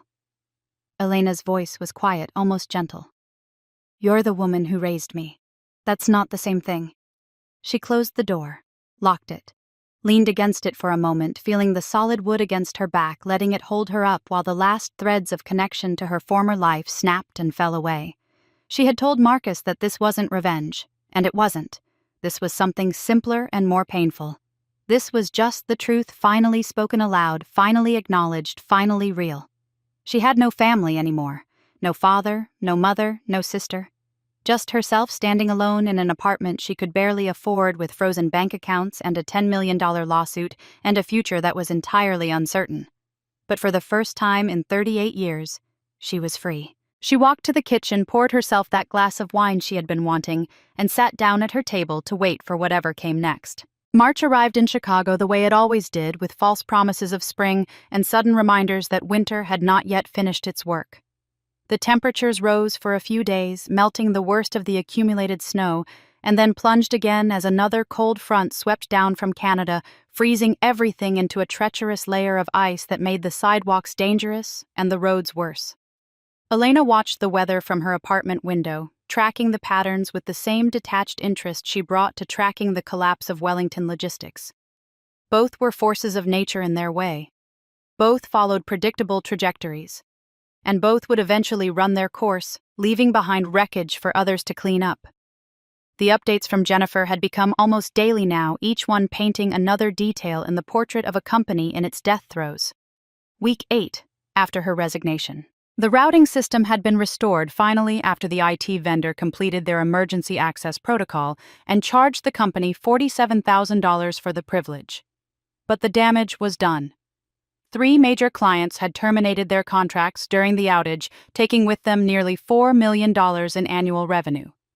2 more were in negotiations with competitors, their loyalty exhausted by weeks of missed deliveries and broken promises. Week 9. The drivers went on strike. Not all of them, not officially, but enough to matter.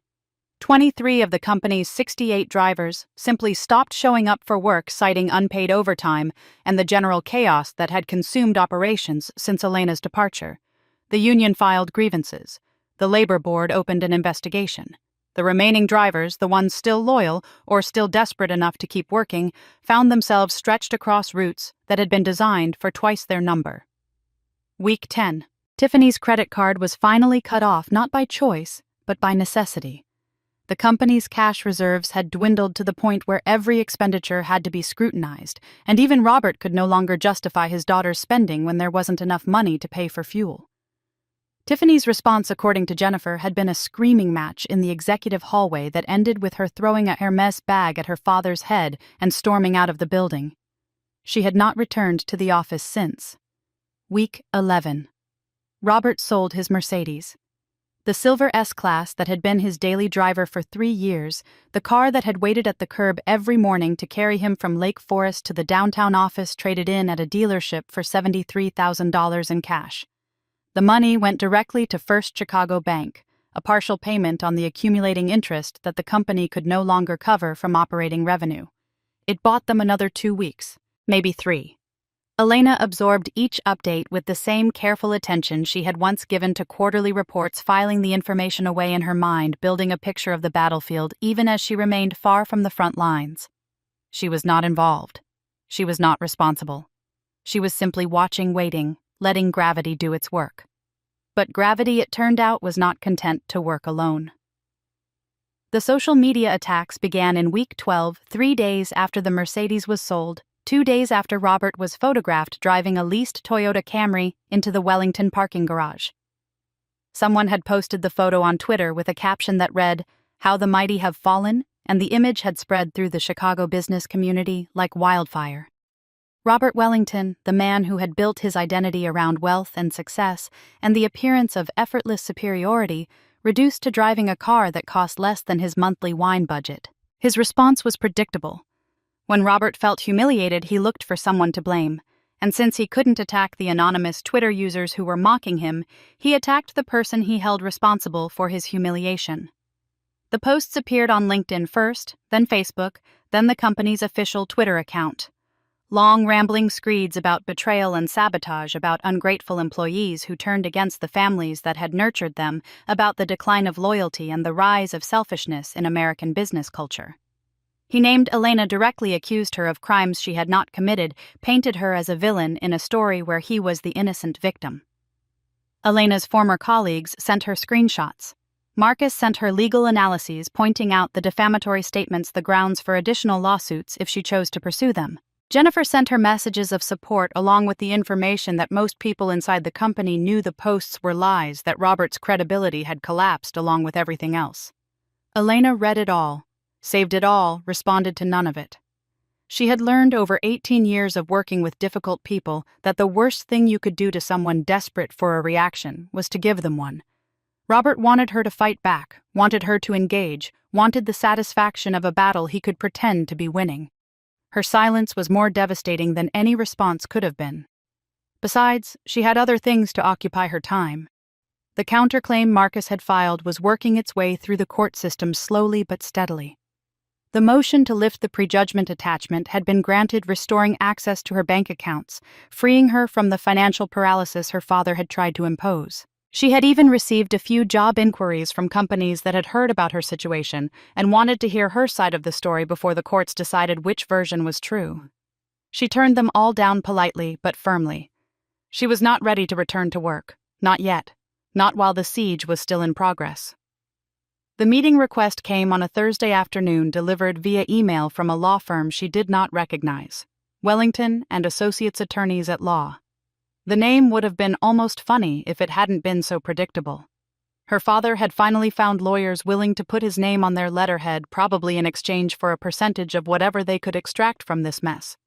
The email was formal, professional, devoid of the vitriol that characterized Robert's personal communications. It proposed a settlement conference, a meeting between the parties and their counsel to explore whether the litigation could be resolved without further expense and acrimony. A neutral location was suggested, a conference room at the Chicago Marriott downtown. A date and time were proposed 2 days from now, Saturday at 10 in the morning. Elena forwarded the email to Marcus with a single question mark. His response came an hour later. "They are desperate. The bank is closing in. Robert needs a way out and he is running out of options. We should take the meeting if only to see what they are offering." She typed back, "And if I am not interested in what they are offering, then we will have learned something useful about how desperate they really are." Elena considered this, weighed the options, made her decision. "Tell them we will be there." The conference room at the Marriott was aggressively neutral, beige walls and beige carpet and beige chairs arranged around a table that could have been lifted from any business hotel in any city in the world. The kind of room designed to be forgotten the moment you left it, a blank space where difficult conversations could happen without the distraction of personality or style. Elena arrived at 9:45 with Marcus at her side, both of them dressed in the professional armor of dark suits and serious expressions. They took seats on one side of the table, arranged their documents, accepted coffee from a hotel employee who seemed nervous about the tension already filling the room.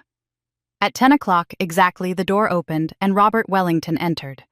He looked older than Elena remembered. The 6 weeks since she had seen him in his study demanding she sign away her inheritance had added years to his face. His silver hair, usually swept back with product and precision, was slightly disheveled. His suit, though expensive, hung on his frame as if he had lost weight. The confidence that had always radiated from him like heat from a furnace was still there, but diminished, flickering like a fire running low on fuel. Behind him came 2 lawyers, a man and a woman Elena did not recognize, both carrying the particular expression of professionals who were not entirely sure they wanted to be associated with their client. They took seats across the table, arranged their own documents, exchanged pleasantries that were not pleasant at all. "Thank you for coming," the male lawyer began. His name was Davidson, according to the business card he had placed on the table. "My client appreciates the opportunity to discuss resolution of this matter." "We are here to listen," Marcus said. "That is all we have committed to." Of course. Davidson glanced at Robert, received some unspoken signal, continued.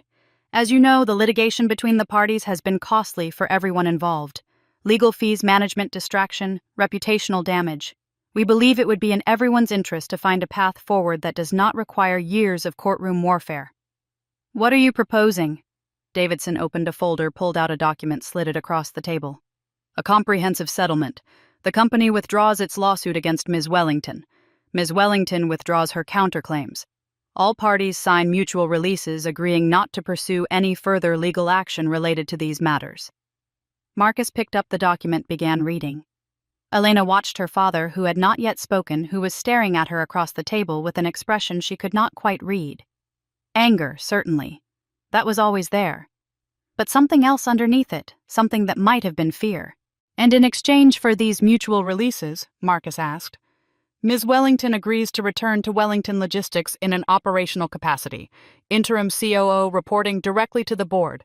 She will work to stabilize the company's operations, restore client confidence, and address the current financial challenges." Davidson paused, seemed to be choosing his next words carefully. "Compensation would be negotiated separately, but the company is prepared to be generous. Stock options, performance bonuses, a clear path to executive leadership once the crisis has passed." Elena said nothing. She let the proposal sit on the table, let the silence stretch, let her father's lawyers grow uncomfortable with the absence of response. "This is a good offer," Davidson continued, his voice taking on a note of forced enthusiasm. "A return to a position of authority, vindication of your professional reputation, the opportunity to rebuild what was lost. Everyone wins."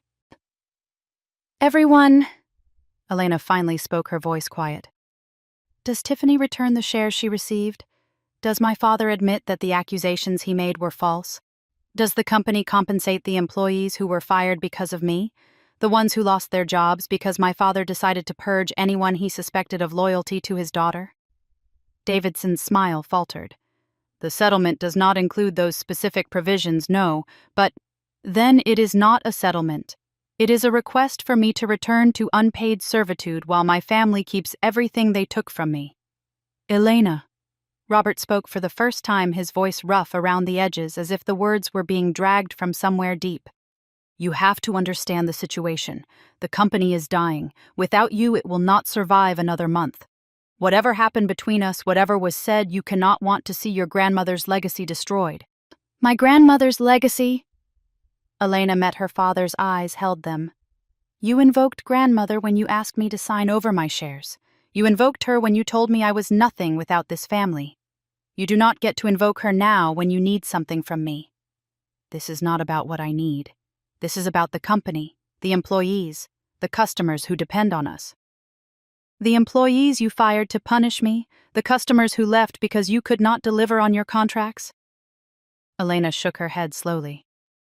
"You did this, Robert. You and Tiffany and everyone who enabled you. I am not going to fix it for you." "Then what do you want?" Robert's voice was rising, the veneer of reasonableness cracking to reveal the anger underneath. "Name your price. What will it take to make you come back?" Elena was quiet for a long moment. She looked at her father, at the man who had raised her to be invisible, who had demanded everything and offered nothing, who was now sitting across from her in a beige conference room begging for her help. She thought about all the years she had spent trying to earn his approval, all the sacrifices she had made, all the parts of herself she had buried to become the daughter he never wanted but always needed. "I do not want to come back," she said. "I want to buy the company." Silence. Complete, absolute silence. "Excuse me." Davidson looked from Elena to Marcus to Robert, his face a mask of confusion. "You want to buy Wellington Logistics, all of it. The assets, the contracts, the brand." Elena reached into her briefcase, pulled out a document she had prepared the night before, slid it across the table. "Here is my offer." Robert picked up the document, began reading. His face went through a series of expressions, confusion, disbelief, and finally rage. He looked up at Elena, and she could see the fury building behind his eyes like a storm-gathering force. $1. $1 for the equity, plus assumption of all outstanding debt, including the bank loan and any other obligations currently on the books. Elena kept her voice level, professional. "Given the company's current financial state, that is a generous offer. The alternative is bankruptcy, which would result in liquidation of assets at fire sale prices and nothing for the current shareholders. You want me to sell you my company for $1. I want you to sell me my grandmother's company. The company she built, that you inherited, that you have spent the past 35 years running into the ground." Elena leaned forward, her voice dropping to something almost intimate. "You can keep fighting, Robert. You can spend what little money you have left on lawyers and lawsuits and social media campaigns. But in the end, the result will be the same. The bank will foreclose, The company will be sold. The only question is whether you have any say in who buys it." Robert stared at her, his face purple with suppressed rage. His lawyers exchanged worried glances, clearly uncertain how to handle a negotiation that had gone so far off script. "Mr. Wellington," Davidson said carefully, "perhaps we should take a break. Discuss this privately before—" "No." Robert's voice was a growl, low and dangerous. "We are not taking a break. We are not discussing anything."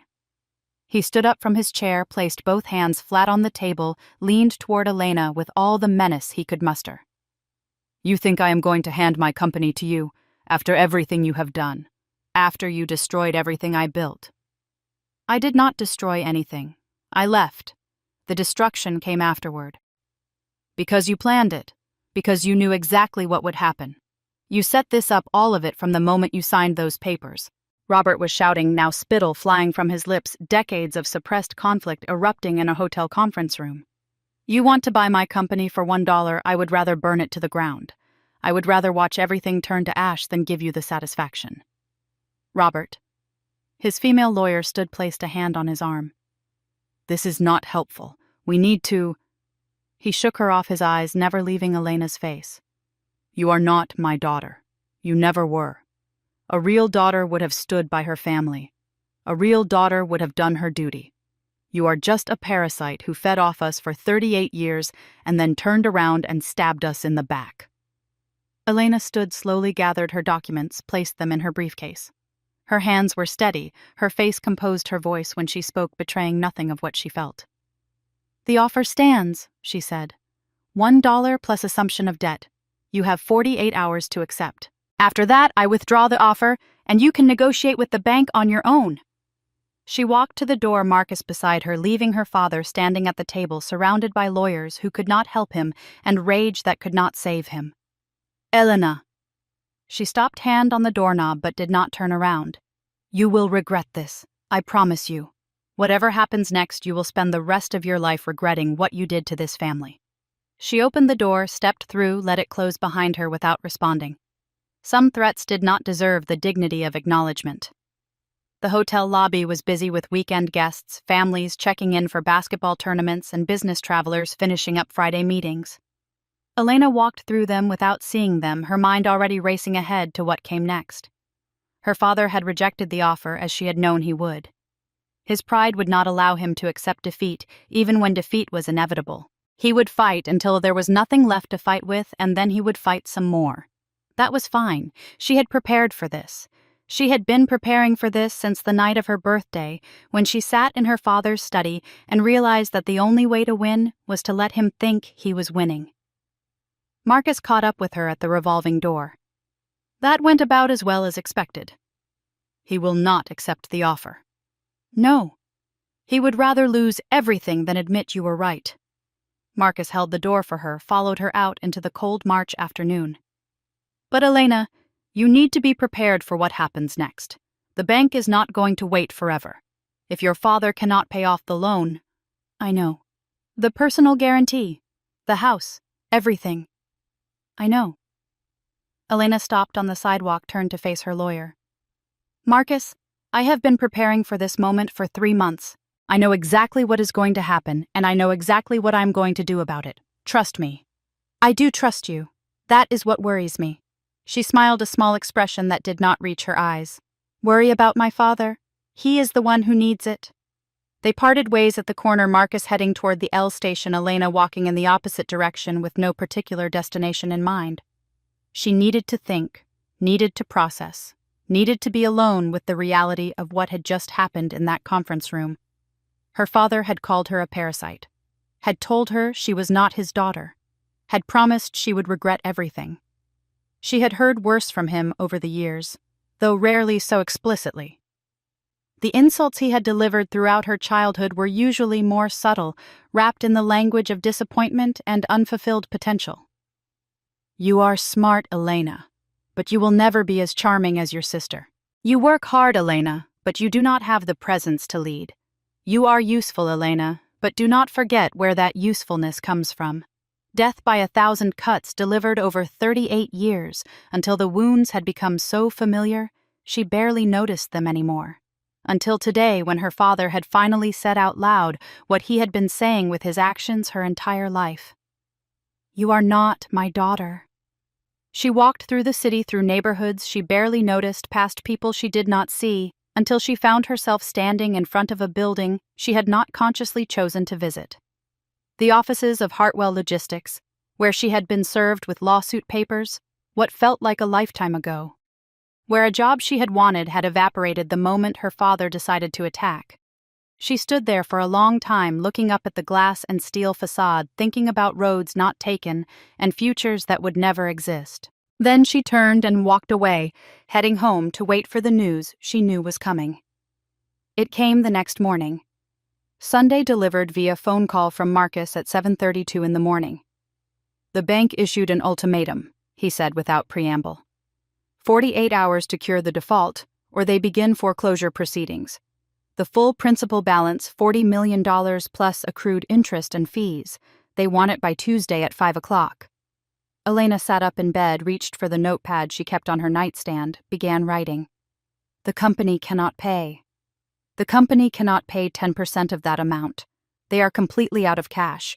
Robert has already sold everything liquid, the car, some artwork, a vacation property in Michigan. It is not enough. It is not even close to enough. And the personal guarantee, that is the other part of the ultimatum. If the company cannot pay, the bank will exercise its rights under the guarantee. Robert pledged his personal assets as collateral.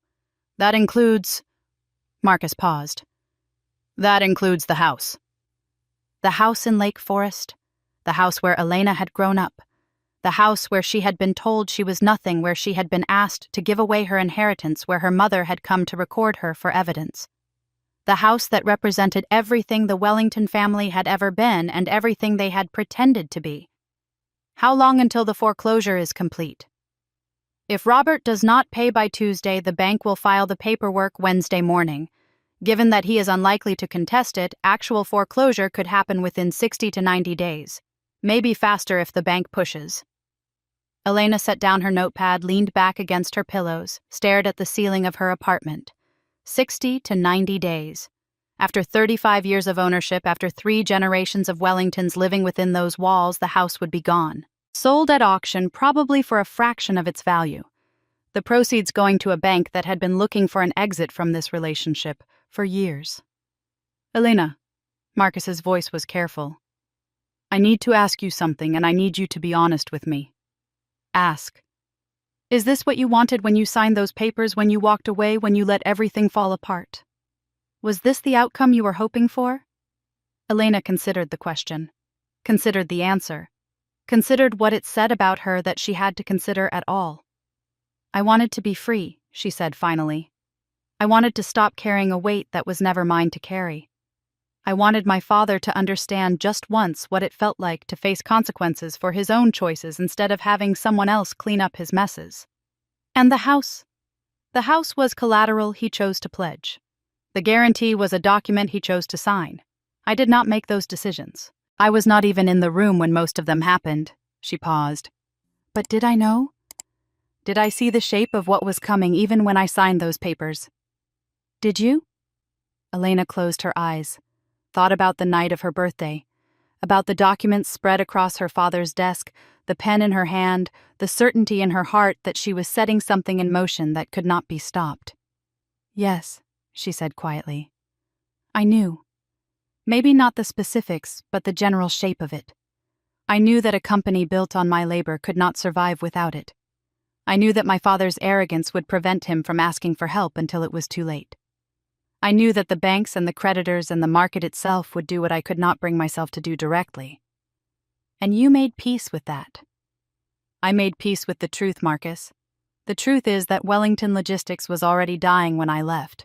My father had been coasting on grandmother's legacy for decades, making decisions based on ego instead of analysis, treating employees like disposable assets, ignoring every warning sign because acknowledging them would have required admitting he was not the genius he believed himself to be."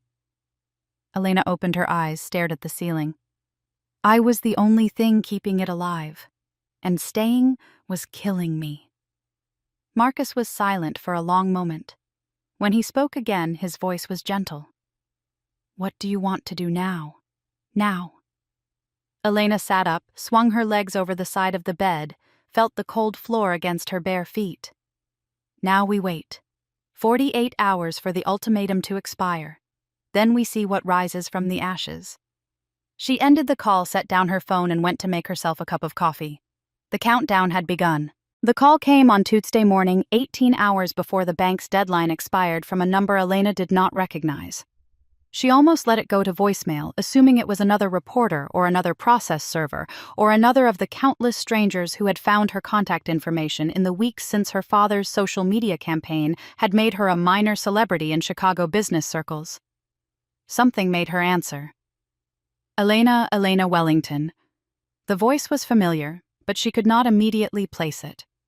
Female mid-20s, slightly breathless, with the kind of urgency that came from genuine distress rather than manufactured drama. This is Elena. It's Maria Santos. I used to work in accounting. You helped me get the job at Hartwell after... The voice caught, steadied itself. Listen, something happened. Something bad. I thought you should know before you hear it somewhere else. Elena sat down on her couch, tucked her feet beneath her, prepared herself for whatever was coming. Tell me. Tiffany is gone. She cleaned out the company safe last night and took a flight to Paris. First-class one-way ticket. Nobody knew until this morning when the morning shift supervisor tried to access petty cash and found the safe empty.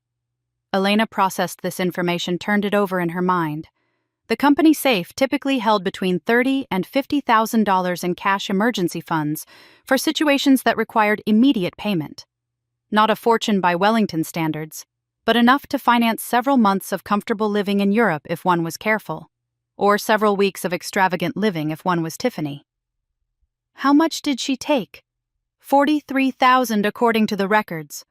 But Elena, that's not the worst part. Maria's voice dropped as if she were afraid of being overheard. Your father, Mr. Wellington. He collapsed this morning. In the office. They called an ambulance. He's at Northwestern Memorial right now.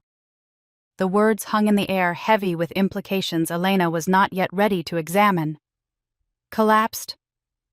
They think it was a stroke. A minor one, the paramedics said, but still. He's in the ICU. Your mother is there. I thought...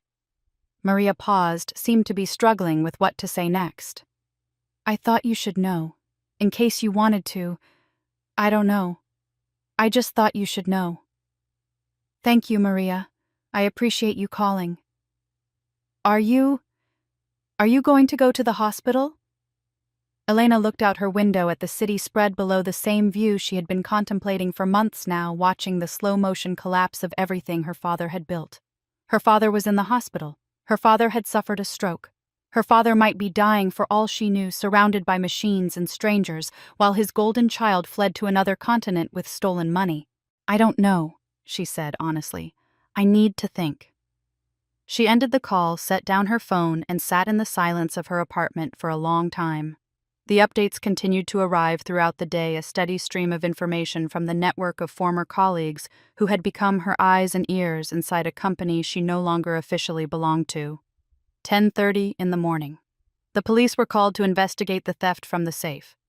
Security footage showed Tiffany entering the building at 11:47 the previous night, accessing the safe with a combination she had apparently memorized or stolen, and leaving with a leather duffel bag that she had not arrived with. The footage had been forwarded to the Paris authorities, though no one expected it to result in any meaningful action. Tiffany was a United States citizen in a foreign country accused of taking money from a company she partially owned. The legal complexities would take months to untangle if they were ever untangled at all. 12:15 in the afternoon. Wellington Logistics officially ceased operations. With no cash reserves, no access to credit, no functioning leadership, and now no one willing to authorize even basic expenditures, the company had no choice but to stop. Drivers were told to return their trucks to the nearest depot and go home. Warehouse workers were sent home without pay. The phone lines were disconnected because no one had authorized the monthly payment. The website went dark an hour later, replaced by a generic hosting error that would become a permanent memorial to a company that had once employed 300 people and moved goods across half the continent. 2:45 in the afternoon. Jennifer forwarded a screenshot from a travel blog Tiffany had apparently started that morning, posted from a cafe in the Marais district of Paris. The photo showed a croissant and a café au lait artfully arranged on a marble table with a caption that read, "New beginnings. Sometimes you have to leave everything behind to find yourself." The post had 47 likes and 12 comments, mostly from friends who apparently had no idea that the new beginning in question had been funded by theft and enabled by abandonment. 4:30 in the afternoon. Marcus called with news from the hospital. Robert Wellington had suffered what doctors were calling a transient ischemic attack, a mini-stroke caused by a temporary disruption of blood flow to the brain. He was stable, conscious, but confused and agitated. He had been asking for Tiffany.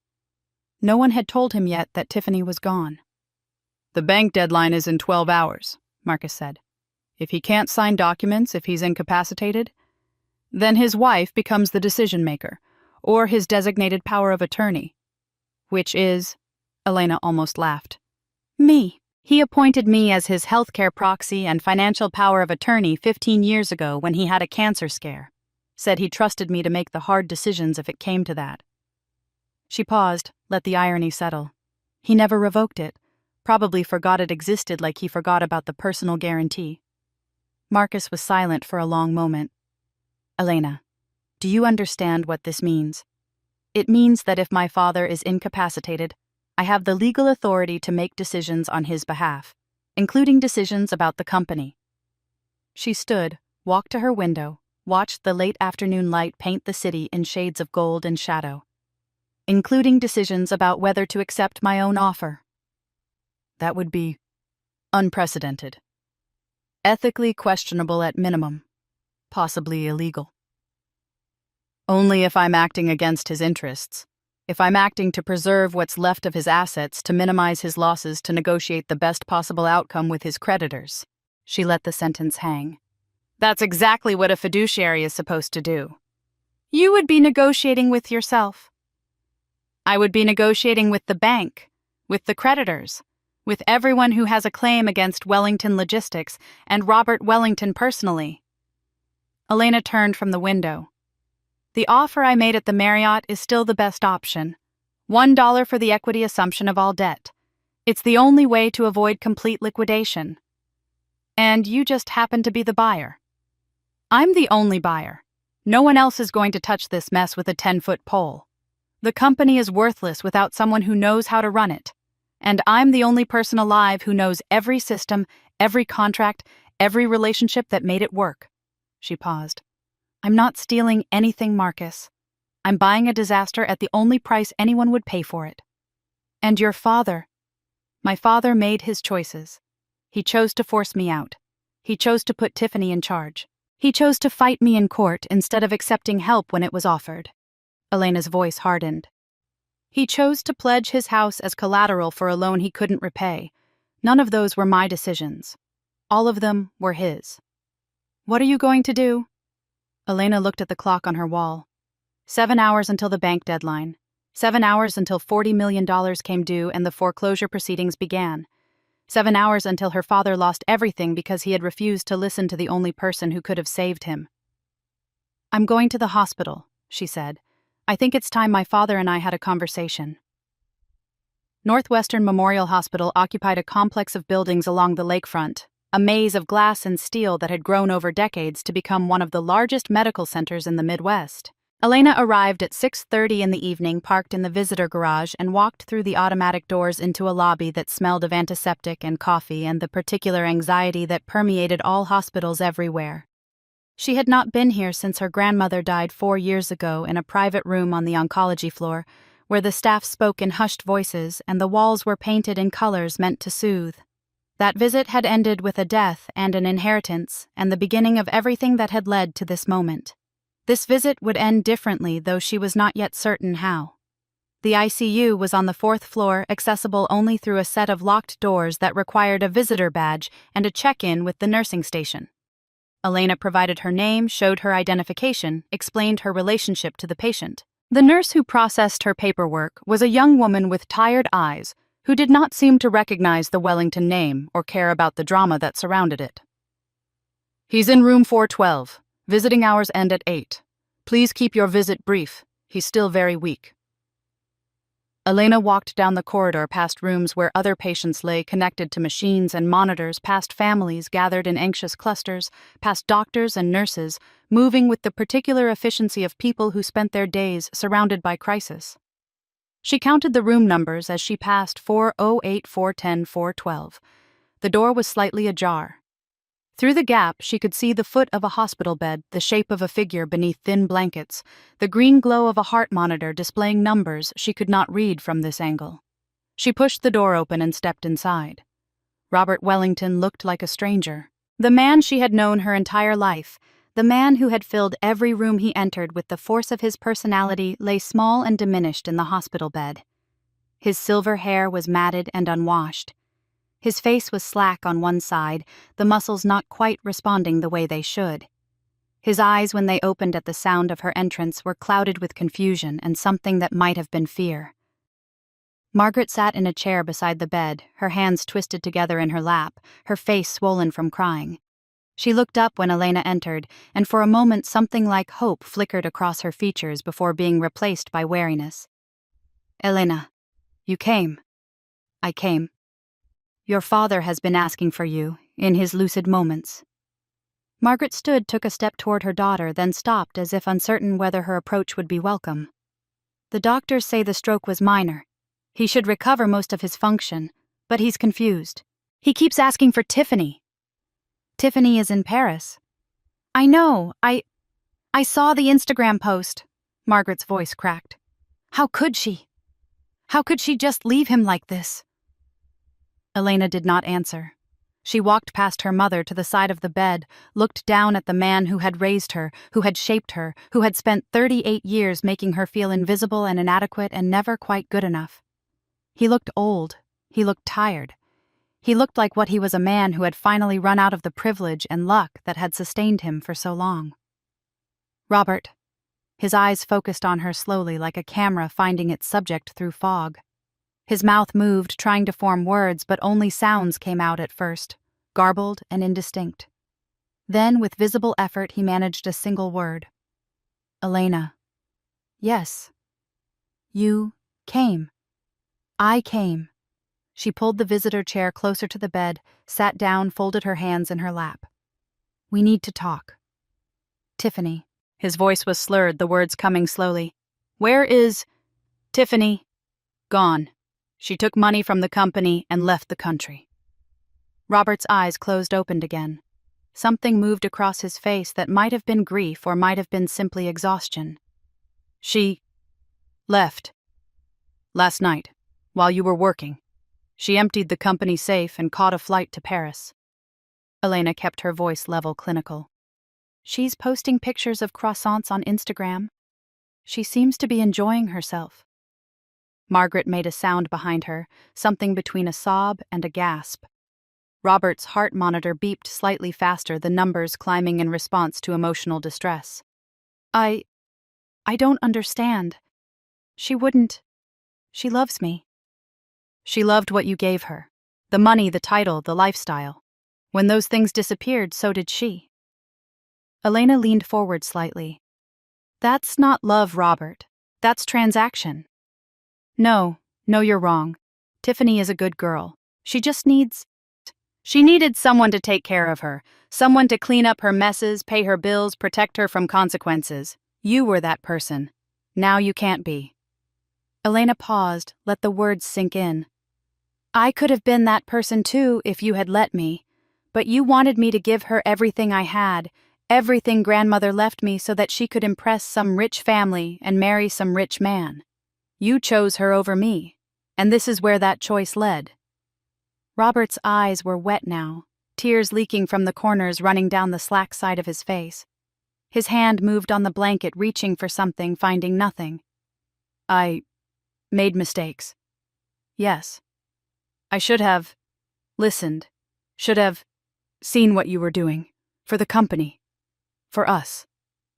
Yes. Elena." His hand found hers, somehow cold and trembling, gripping with whatever strength he had left. "Help me. Please, I don't know what to do."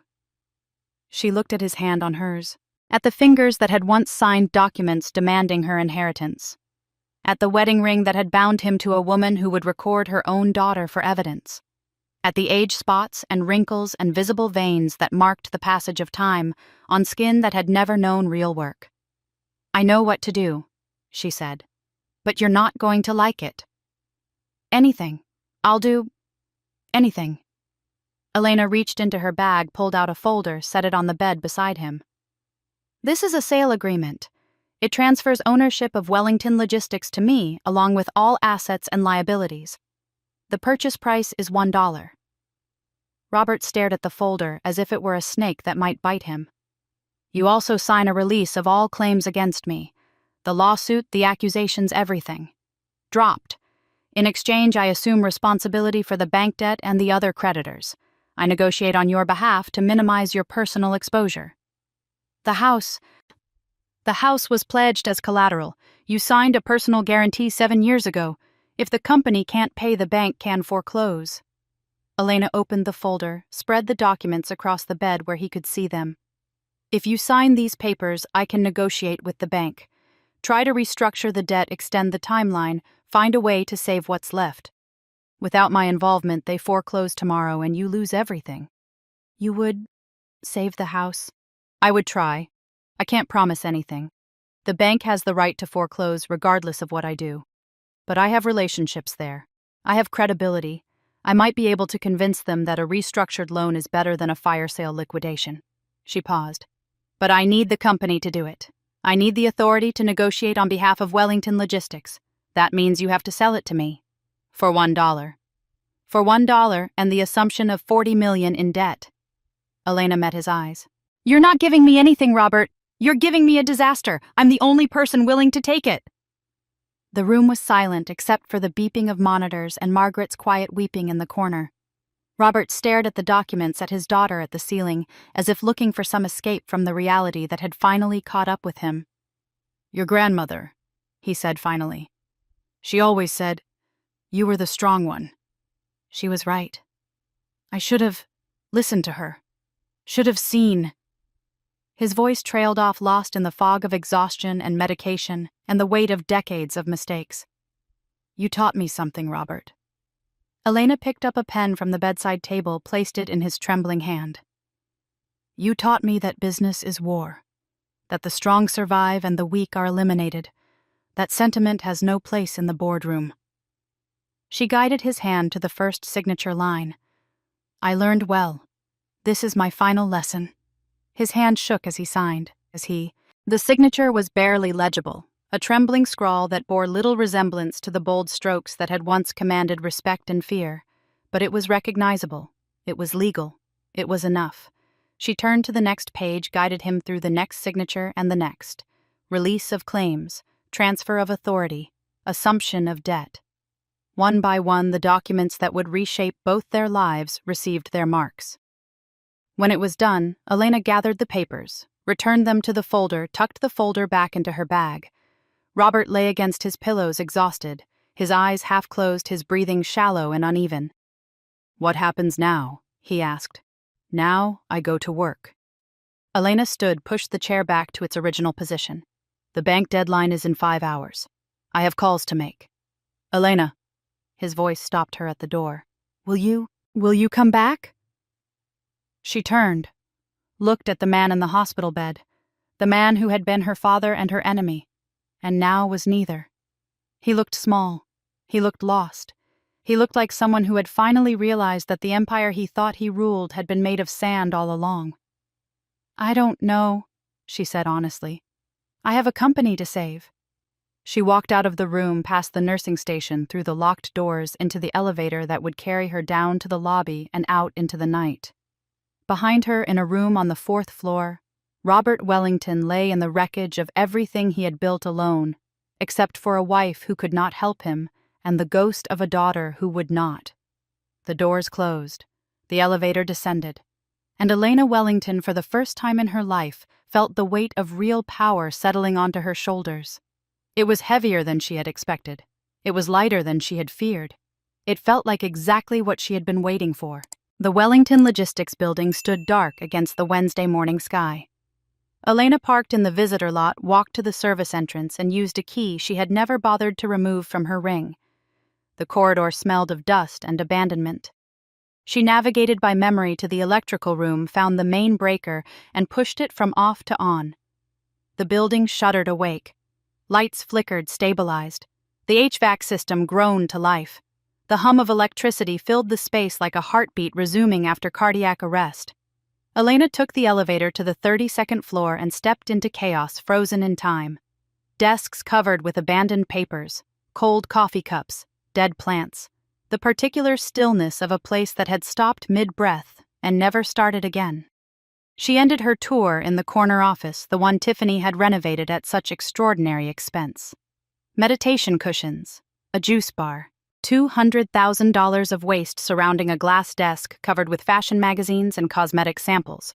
Elena swept it all into the trash with one motion.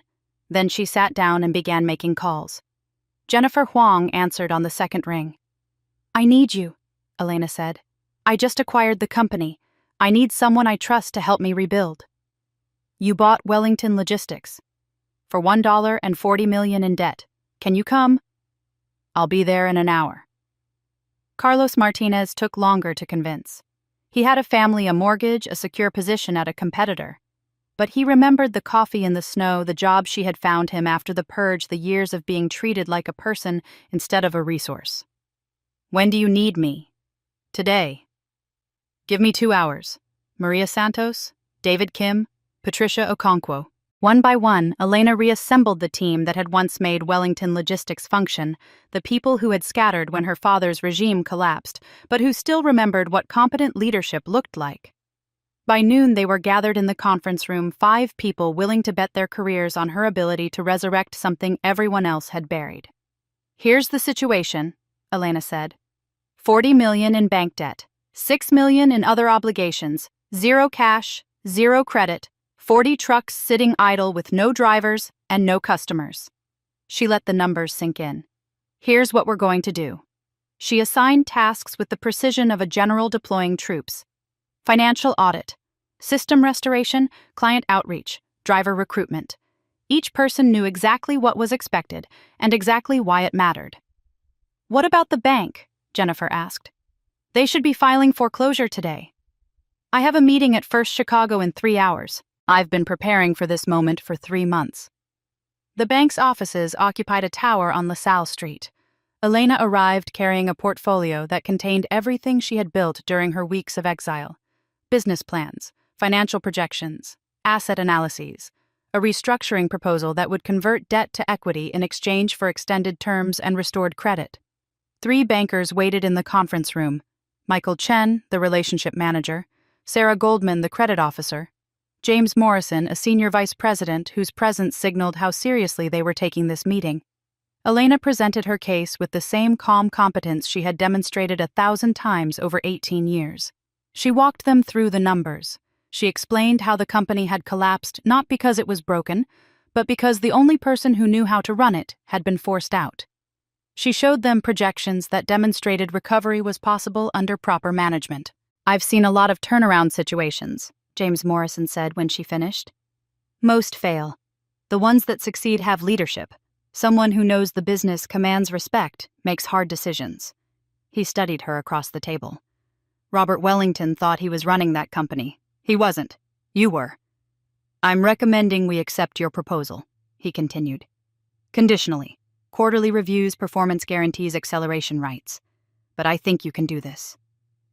Elena walked out of the bank as the sun set over Lake Michigan. The company was hers.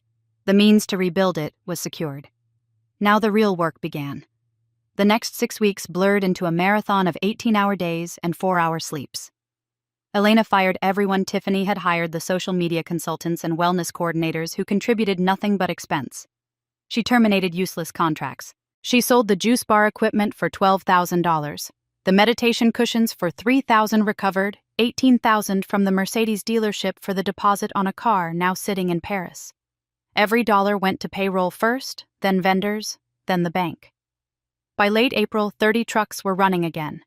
By mid-May, the routing system was fully operational with efficiency improvements David had designed. By late May, the quarterly review showed results exceeding projections. Revenue up, costs down. The debt service coverage ratio back above covenant threshold. The bankers left impressed. The employees left energized. Elena left exhausted but satisfied. She was wrong to feel safe. The confrontation came on a Friday afternoon in early June. Elena was reviewing contracts when she heard commotion in the lobby. Raised voices, rapid heels, Jennifer's strained protests about appointments and proper channels. Then the door burst open. Tiffany looked like she had aged 5 years in 3 months. Thinner, harder, with manic energy that suggested stimulants or desperation or both. Her designer dress was wrinkled from a long flight. Her makeup was smeared. Her eyes were wild. "You think you can just take everything, steal this company while I'm gone?" Elena set down her pen. "Hello, Tiffany. How was Paris? Don't you dare sit there like you own the place." "I do own the place. I bought it from Dad while he was in the hospital. $1. Check the corporate filings. He would never sell to you." "He did, because the alternative was losing everything." Elena walked around the desk. "You abandoned him, stole money and ran to Europe while he was having a stroke. When he needed you most, you were posting pictures of croissants." "I was going to come back. You came back because you ran out of money. 43,000 doesn't last long in Paris at 5-star hotels." Elena took a step closer. "I've seen your credit card statements.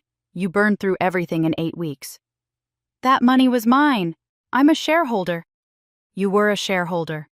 When Dad sold to me, your shares became worthless. You're not entitled to anything." Tiffany's face crumpled. "This is still Daddy's company. You're just the help. You've always been the help. That's over now. This company belongs to me. I earned it. I saved it." Elena walked back to her desk, picked up a folder. "You also have another problem. Documentation of every dollar you took. Personal expenses. The safe you emptied. $392,000. That's theft, Tiffany. Criminal. You can't prosecute family." "I'm not family anymore. Dad made that clear." Elena set down the folder. "I haven't filed charges yet, but if you challenge my ownership or interfere with my management, these documents go to the district attorney." Tiffany went pale. "What do you want?" "Leave. Find your own life. Stop expecting other people to take care of you." Elena returned to her contracts. "Disappear. Let me work. Maybe someday become someone worth knowing." Tiffany stood frozen, then turned toward the door. At the threshold, she stopped. "I hate you. I've always hated you." "I know." Elena did not look up. "The difference is I don't feel anything about you anymore. You're just irrelevant." Tiffany made a sound that might have been a sob. Then she was gone. Elena sat alone in the silence that followed. The ghosts of her old life had been exorcised. Her father diminished. Her mother exposed. Her sister stripped of power and illusions. All that remained was the work. The company. The future she was building from ruins. She picked up the phone. "Jennifer, cancel my afternoon, and thank you for everything." "Always, boss." Elena turned to face the window, looking out at the city that had been her home for 38 years. The city where she had been invisible, undervalued, and had finally found strength to walk away. The city that belonged to her now. One more confrontation remained. One more ghost to lay to rest. But that could wait until tomorrow. The conference room on the 32nd floor had been designed to intimidate. Floor-to-ceiling windows offered a panoramic view of the Chicago skyline, the lake glittering in the distance like hammered silver under the June sun. The table was glass and chrome, reflecting light in ways that made everyone seated around it feel exposed. The chairs were leather and ergonomic, comfortable enough for long negotiations, but not comfortable enough to let anyone forget this was a place where serious things happened. Elena had chosen this room deliberately. Not the corner office that had once belonged to her father with its associations of old power and failed leadership. Not the smaller meeting rooms where day-to-day business was conducted. This room, with its transparent walls and its unobstructed views, was a stage, and the final act of a very long play was about to begin.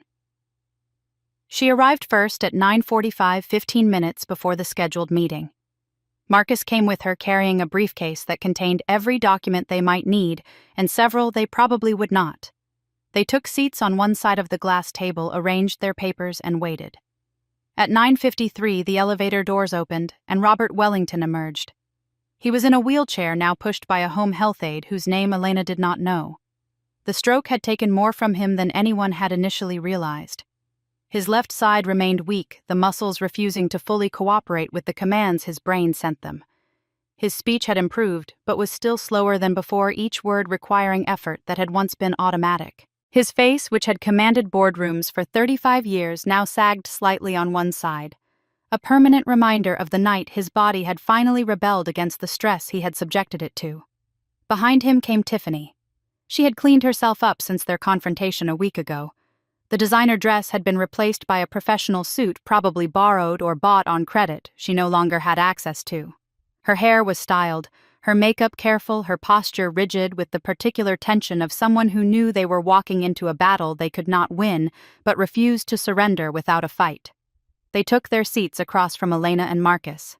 The aide positioned Robert's wheelchair at the head of the table, a small dignity that Elena allowed because it cost her nothing and meant everything to the man who had lost so much. Silence filled the room. The city hummed beyond the windows, oblivious to the drama unfolding 32 floors above its streets. "Thank you for coming," Elena said finally. Her voice was calm, professional, the voice she had used in 1,000 negotiations over 18 years. "I thought it was time we resolved the outstanding issues between us." "Outstanding issues." Tiffany's voice was sharp, brittle. "You mean the fact that you stole our company?" "I purchased a company that was hours away from foreclosure using funds I had access to through a legal transaction that was properly documented and filed." Elena opened the folder in front of her, removed the first document. "This is the sale agreement, signed by Robert James Wellington on March 15th of this year, witnessed by hospital staff, notarized by a licensed notary public. The purchase price was $1 plus assumption of all outstanding debt." She slid the document across the table. Tiffany grabbed it, scanned, it looked up with fury in her eyes. "He was in the hospital. He had just had a stroke. He wasn't competent to sign anything. His treating physician provided a written statement confirming that Mr. Wellington was alert-oriented and capable of understanding the documents presented to him." Elena removed another paper from the folder. "Here is that statement, dated the same day, signed by Dr. Michael Reeves, attending physician at Northwestern Memorial. This is fraud. This is elder abuse. I'll get lawyers, You'll do what exactly?" Elena's voice remained steady, almost gentle. "Contest a sale that saved your father from complete financial ruin. Challenge a transaction that prevented the bank from foreclosing on his home." She paused. "The home that has since been transferred to the bank. Your father signed a deed in lieu of foreclosure 3 weeks ago. It was the only way to clear the remaining debt without years of litigation." Robert made a sound something between a cough and a sob. His eyes, which had been fixed on the table, lifted briefly to meet Elena's, then dropped again. The house in Lake Forest was gone. 3 generations of Wellington history signed away with a stroke of a pen to avoid the humiliation of a public foreclosure battle. The bank had already sold it to a developer. The bulldozers would arrive next month. "The house," Tiffany's voice faltered. "Daddy, you signed away the house." Robert's silence was answer enough. "It was that or face years in court while the bank picked apart everything he owned," Elena said flatly. "The deed in lieu was the cleaner option, the faster death." Robert did not answer. His left hand trembled on the armrest of his wheelchair, the only sign of the emotions moving through him. "The house was pledged as collateral for the original loan," Elena explained. "A personal guarantee your father signed 7 years ago and apparently forgot about. When the company defaulted, the bank exercised its rights.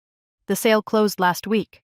The proceeds covered approximately 60% of the remaining debt. I've negotiated a payment plan for the rest." "You negotiated?" Tiffany shook her head, her face cycling through expressions of disbelief and rage. "You have no right. No right to make decisions about our family's assets. I'm a shareholder. I own 49% of this company." "You owned 49% of a company that no longer exists." Elena removed another document from her folder. Wellington Logistics Incorporated was dissolved as part of the restructuring. The assets were transferred to a new entity wholly owned by me. Your shares in the old company have no value because the old company has no assets. That's not possible. You can't just. I can. I did. With the full cooperation of the bank, the creditors, and the court. Elena set down the document. But that's not why we're here today. We're here because of this. She opened a different folder, one that had been sitting untouched at her elbow. Inside was a USB drive and a stack of printed photographs. This is security footage from the night of March 14th, the night before your father's stroke. Elena slid the first photograph across the table. This shows you entering the Wellington Logistics Building at 11:47 p.m. Alone. Another photograph. This shows you accessing the executive floor using a keycard that was registered to your father. Another. This shows you entering the finance office where the company safe is located. Another. This shows you kneeling in front of the safe, entering the combination. Another. This shows you removing stacks of cash and placing them in a leather duffel bag. Another. This shows you leaving the building at 12:23 a.m. carrying the duffel bag that you did not have when you arrived. Tiffany's face had gone white. Her hands resting on the glass table were trembling. The safe contained $43,000 in cash, Elena continued. Emergency operating funds. All of it was gone when the morning shift supervisor checked the following day. She paused.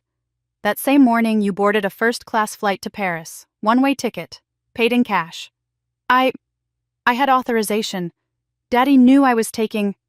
Daddy was in the ICU having a stroke while you were in Charles de Gaulle Airport buying croissants. Elena's voice hardened for the first time. Don't lie to me, Tiffany. Not now. Not after everything. Silence. Tiffany's eyes darted to her father, seeking support, seeking rescue, seeking the protection that had always been there whenever she faced consequences. Robert did not look at her. He sat in his wheelchair, his good hand gripping the armrest, his face turned toward the windows and the city beyond. He had heard the evidence. He had seen the photographs. And for the first time in his life, he had nothing to offer his golden child except his silence. Daddy? Tiffany's voice cracked. Daddy, say something. Tell her she's wrong. Tell her. He can't tell me I'm wrong because I'm not wrong. Elena gathered the photographs, returned them to the folder. You stole from the company, Tiffany, while your father was having a medical emergency, while the business he spent his life building was collapsing. You took what you could carry and you ran. I was scared. I didn't know what else to do. Everything was falling apart and I panicked. You panicked all the way to the Louis Vuitton store on the Champs-Élysées. You panicked through 3 weeks at the Hotel Plaza Athénée. You panicked at every Michelin-starred restaurant in Paris. Elena's voice was flat, reciting facts. I have your credit card statements, Tiffany. I know exactly how you spent your panic. Tiffany's composure finally broke. Tears spilled down her cheeks, ruining the careful makeup, leaving tracks of mascara like dark wounds on her pale skin. What do you want from me? I don't have anything left. The money's gone. I can't pay it back. I don't want your money. I don't want anything from you except your absence. Elena closed both folders, set them aside. You have 2 choices. Option 1, you walk out of this building, you never come back, and you never contact me or anyone associated with this company again. You find your own life somewhere else, and you leave me to run my business in peace. And option 2. Option 2, I call the police. I give them the security footage. I file charges for theft, embezzlement, and whatever else the district attorney thinks will stick. Elena met her sister's eyes. $43,000.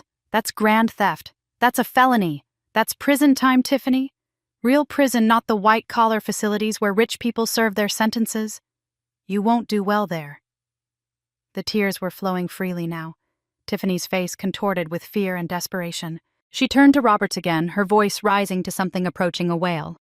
Daddy, please. You have to help me. You have to do something. She can't do this. He can't help you. Elena's voice cut through the hysteria. He has nothing left to help you with. No money, no influence, no power. Everything he had, he lost. Some of it to bad decisions, some of it to the bank, some of it to me. She paused. And some of it to you, Tiffany. To the decades he spent giving you everything you wanted while teaching you nothing about how to earn it. Robert finally moved. Slowly, painfully, he turned his wheelchair away from the table, away from his daughters, until he was facing the windows with his back to both of them. His shoulders shook once, twice, then went still. The silence that followed was the heaviest Elena had ever experienced. She watched her sister process the reality of her situation, watched the calculations happening behind those tear-filled eyes as Tiffany realized that there was no one coming to save her, no safety net waiting to catch her, no escape from the consequences she had spent her entire life avoiding. "Fine," the word came out as a whisper. "I'll leave. I'll go. And you won't come back. And I won't come back. And you won't contact me or anyone at this company or any of our clients or vendors or partners. I won't." "Good." Elena stood, walked to the door, opened it. "Jennifer will escort you out. I suggest you use the time between now and the lobby to compose yourself.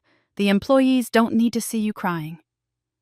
Tiffany rose on unsteady legs, gathered her purse, and walked toward the door. At the threshold she stopped, turned back to look at the man in the wheelchair who still had not turned around. "This is your fault." Her voice was low, venomous. "All of it. You gave everything to her, to the boring one, the invisible one, and now look at us. You're a useless old man in a wheelchair and I have nothing. Nothing." She laughed, a harsh sound with no humor in it. "Mother was right. She always said you would ruin us someday. I just never thought it would be like this." She walked out without waiting for a response. Jennifer, who had been standing discreetly in the hallway, fell into step beside her, guiding her toward the elevator with professional efficiency. The door closed. Elena stood alone with her father and Marcus, the glass walls of the conference room suddenly feeling less like transparency and more like a cage. "Robert." He did not turn around. "Robert, I need you to look at me." Slowly, the wheelchair rotated. Her father's face was wet, tears tracking down the slack side, his eyes red-rimmed and exhausted. He looked like what he was, a man who had lost everything and was only now beginning to understand how much of it he had lost himself. "She's gone," he said. His voice was thick, slurred by emotion as much as by the stroke's lingering effects. "My daughter, my Tiffany. Gone. She was never really yours?" Elena returned to her seat, folded her hands on the table. "She was your fantasy, the perfect child who would reflect your glory and continue your legacy. But she was never real. The real Tiffany was the woman who stole from you while you were having a stroke. The real Tiffany was the woman who just called you a useless old man. And you." Robert's eyes met hers, searching for something, perhaps mercy, perhaps understanding, perhaps just acknowledgement. "Were you ever really mine? I was the daughter who wanted to be yours, the one who worked and studied and sacrificed, hoping that someday you would see me the way you saw her." Elena paused. "But you never did. And eventually I stopped hoping. I was wrong." The words came slowly, painfully, as if each one cost him something. "I was wrong about everything. About Tiffany. About you. About what mattered." "Yes, you were. Can you—" He stopped, swallowed, tried again. "Can you ever forgive me?" Elena considered the question. Considered the man asking it, diminished and broken, sitting in a wheelchair in a building that had once been his kingdom. Considered all the years of invisibility and erasure, all the birthday cakes in the wrong flavor, all the moments when he could have chosen to see her and chose instead to look away. "I don't know," she said honestly. "I don't hate you anymore. I'm not sure I ever really hated you, but forgiveness—" She shook her head. "That's a process, not a moment. Maybe someday. Maybe never. I can't promise something I don't know how to give." Robert nodded slowly, accepting the answer, perhaps understanding for the first time that he had no right to expect more. "What happens now?" he asked. "Now you leave. The aide will take you back to the care facility. You'll continue your rehabilitation. In a few months, maybe a year, you'll be well enough to live independently again." Elena stood, gathered her folders. "I've arranged for a trust to cover your medical expenses and basic living costs. It's not luxury, but it's comfortable. More than comfortable." "You're taking care of me." "I'm fulfilling the obligations of a daughter to her father. Nothing more, nothing less." She walked to the door, paused with her hand on the frame. "Goodbye, Robert. I hope your recovery goes well." She left him there alone in the glass conference room, surrounded by windows that looked out on a city that no longer belonged to him. Marcus followed her out, closing the door softly behind them. They walked in silence to Elena's office, the corner space that had once been Robert's stripped now of all the renovations Tiffany had added, returned to something functional and clean. Elena sat behind her desk, let out a breath she felt like she had been holding for months. "It's done," Marcus said. "Almost." Elena opened her laptop, pulled up an email she had drafted the night before. "There's one more thing." She typed a few words, attached a file, and pressed send. "What was that?" "Instructions to the sign company. They're coming tomorrow to change the name on the building." Marcus raised an eyebrow. "What's the new name?" Elena smiled, the first genuine smile she had allowed herself in weeks.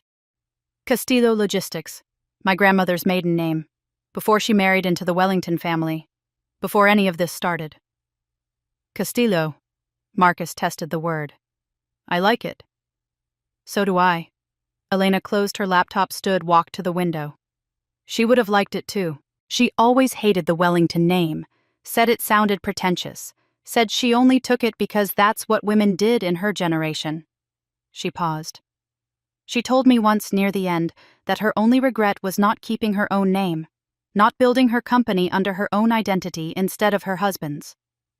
Now you're doing it for her. Now I'm doing it for both of us." The city spread out below them, glass and steel and stone, millions of people going about their lives with no idea that something had shifted in the power structure high above their heads. The Wellington name, which had meant something in Chicago business circles for 60 years, would fade from memory. In its place, something new would grow. Something that belonged to Elena alone. Marcus left an hour later, promising to file the final paperwork to close out the lawsuits that were no longer necessary to tie up the loose ends that always accumulated at the end of complicated legal matters. Elena stayed in her office, working through the afternoon, signing documents and reviewing contracts and doing the 1,000 small tasks that kept a company running. At 6 o'clock, she finally allowed herself to stop. She shut down her computer, gathered her things, and walked through the floor that was now entirely hers. Past the cubicles where her employees worked, past the conference rooms where meetings happened, past the kitchen where someone had left a pot of coffee warming, filling the air with a smell that reminded her of all the early mornings she had spent here, invisible and essential. The elevator was waiting when she pressed the button. She stepped inside, pressed the button for the lobby, and watched the doors close. The car was glass on 3 sides, a design choice that had always made her slightly uncomfortable, the sensation of hanging suspended over the city with nothing but transparency between her and the long fall down. She had avoided these elevators for years, preferring the solid walls of the service lifts, telling herself it was about efficiency rather than fear. Now she stood in the center of the glass box and felt nothing but calm. The city rose around her as the elevator descended buildings, reaching toward a sky that was beginning to shade toward evening gold. She could see the lake in the distance, the boats cutting white trails across blue water. She could see the streets below, the cars and buses and pedestrians moving in patterns that seemed chaotic from above, but made perfect sense at ground level. She reached into her bag and pulled out the coffee she had bought earlier, a simple cup from the shop on the corner. Nothing fancy. Just good coffee made by people who cared about their craft. She took a sip, let the warmth spread through her, and watched the floors tick by on the digital display. 30, 25, 20. She thought about the woman she had been 3 months ago, standing in a different elevator in this same building, heart-racing hands full of reports and projections and all the documentation of her invisible labor. That woman had been afraid. Afraid of her father's judgment. Afraid of her own inadequacy. Afraid that if she stopped working for even a moment, she would have to face the emptiness that waited underneath all the busyness. That woman was gone now, not dead exactly, but transformed, shed like a skin that no longer fit, left behind in the hospital room where she had watched her father sign away his empire. 15. 10. 5. The elevator slowed, settled, came to rest. The doors opened onto the lobby, marble floors and evening light, and the security guard at the desk, who nodded respectfully as she passed. "Good night, Miss Castillo." The name still sounded strange, still felt like a costume she was trying on, testing for fit. But it was hers. Her grandmother's name. Her own name now. A name that belonged to no one else, that carried no weight of expectation or disappointment, that was entirely and completely her own. Good night, Marcus. She walked through the lobby, through the revolving doors, out onto the sidewalk where the evening crowds were beginning to gather. People heading home from work, people heading out for dinner, people living their lives, making their choices, carrying their own invisible burdens that no one else could see. Elena stood on the corner and drank her coffee and watched the city move around her. She thought about the night of her birthday 5 months ago, when she had stood in a different spot and looked up at this same building and wondered if she would ever feel free. She had not known then what freedom would cost, had not understood that liberation required destruction, that building something new meant letting something old burn. Now she knew. The cup was empty. She tossed it in a recycling bin, adjusted her bag on her shoulder, and began walking toward the train that would carry her home. The same Lincoln Park apartment where she had spent weeks in exile watching her family collapse from a distance. The same small rooms, the same window overlooking the city. But everything felt different now. The space that had once been a refuge had become a launching pad. Someday, when the company was stable, when the debt was under control, she would find a new place. Something that was truly hers, bought with money she had earned rather than inherited or fought over. But that was a future problem. Tonight, she was just a woman going home after a long day, carrying nothing but the quiet satisfaction of having survived. The evening air was warm, carrying the scent of summer and the particular energy of a city that never quite stopped moving. Elena walked through it without hurrying, without checking her phone, without calculating the minutes, until she needed to be somewhere else, doing something else for someone else. She was free. The word felt strange in her mind, too simple for everything it contained. 3 months ago, freedom had been an abstraction, something she longed for without really understanding what it meant. Now, it was concrete. It was the weight of responsibility she had chosen, rather than responsibility that had been forced upon her. It was the knowledge that every decision from this point forward would be hers. She passed a shop window and caught her reflection in the glass. A woman in a business suit, hair slightly disheveled from a long day, face showing the tiredness that came from building something real. She looked older than she had 3 months ago. She looked younger too somehow, as if shedding the weight of her family's expectations had reversed something that had been aging her from the inside. She looked like herself. Finally, after 38 years, she looked like herself. The train station was crowded with commuters, everyone pressed together in the particular democracy of public transit, where wealth and position meant nothing, and the only thing that mattered was whether you could fit through the closing doors. Elena found a seat by the window, settled in, and watched the city slide past as the train climbed onto the elevated tracks. Chicago spread out below her, familiar and strange, the same city she had known her entire life, transformed by everything that had changed inside her. The buildings were the same. The streets were the same. But she was different, and that difference made everything look new. The train carried her north toward home, toward the life she was building one day at a time. Tomorrow there would be more work, more challenges, more problems to solve and decisions to make. Tomorrow the company that now bore her grandmother's name would demand her attention, her energy, her best thinking. But tonight, she was just a woman on a train going home after a long day free in a way she had never been before. The sun was setting over the lake, painting the sky in shades of orange and gold, casting long shadows across the city that had made her and nearly broken her, and was now finally the place where she belonged. Elena leaned her head against the window and smiled. The journey was over. The story was just beginning.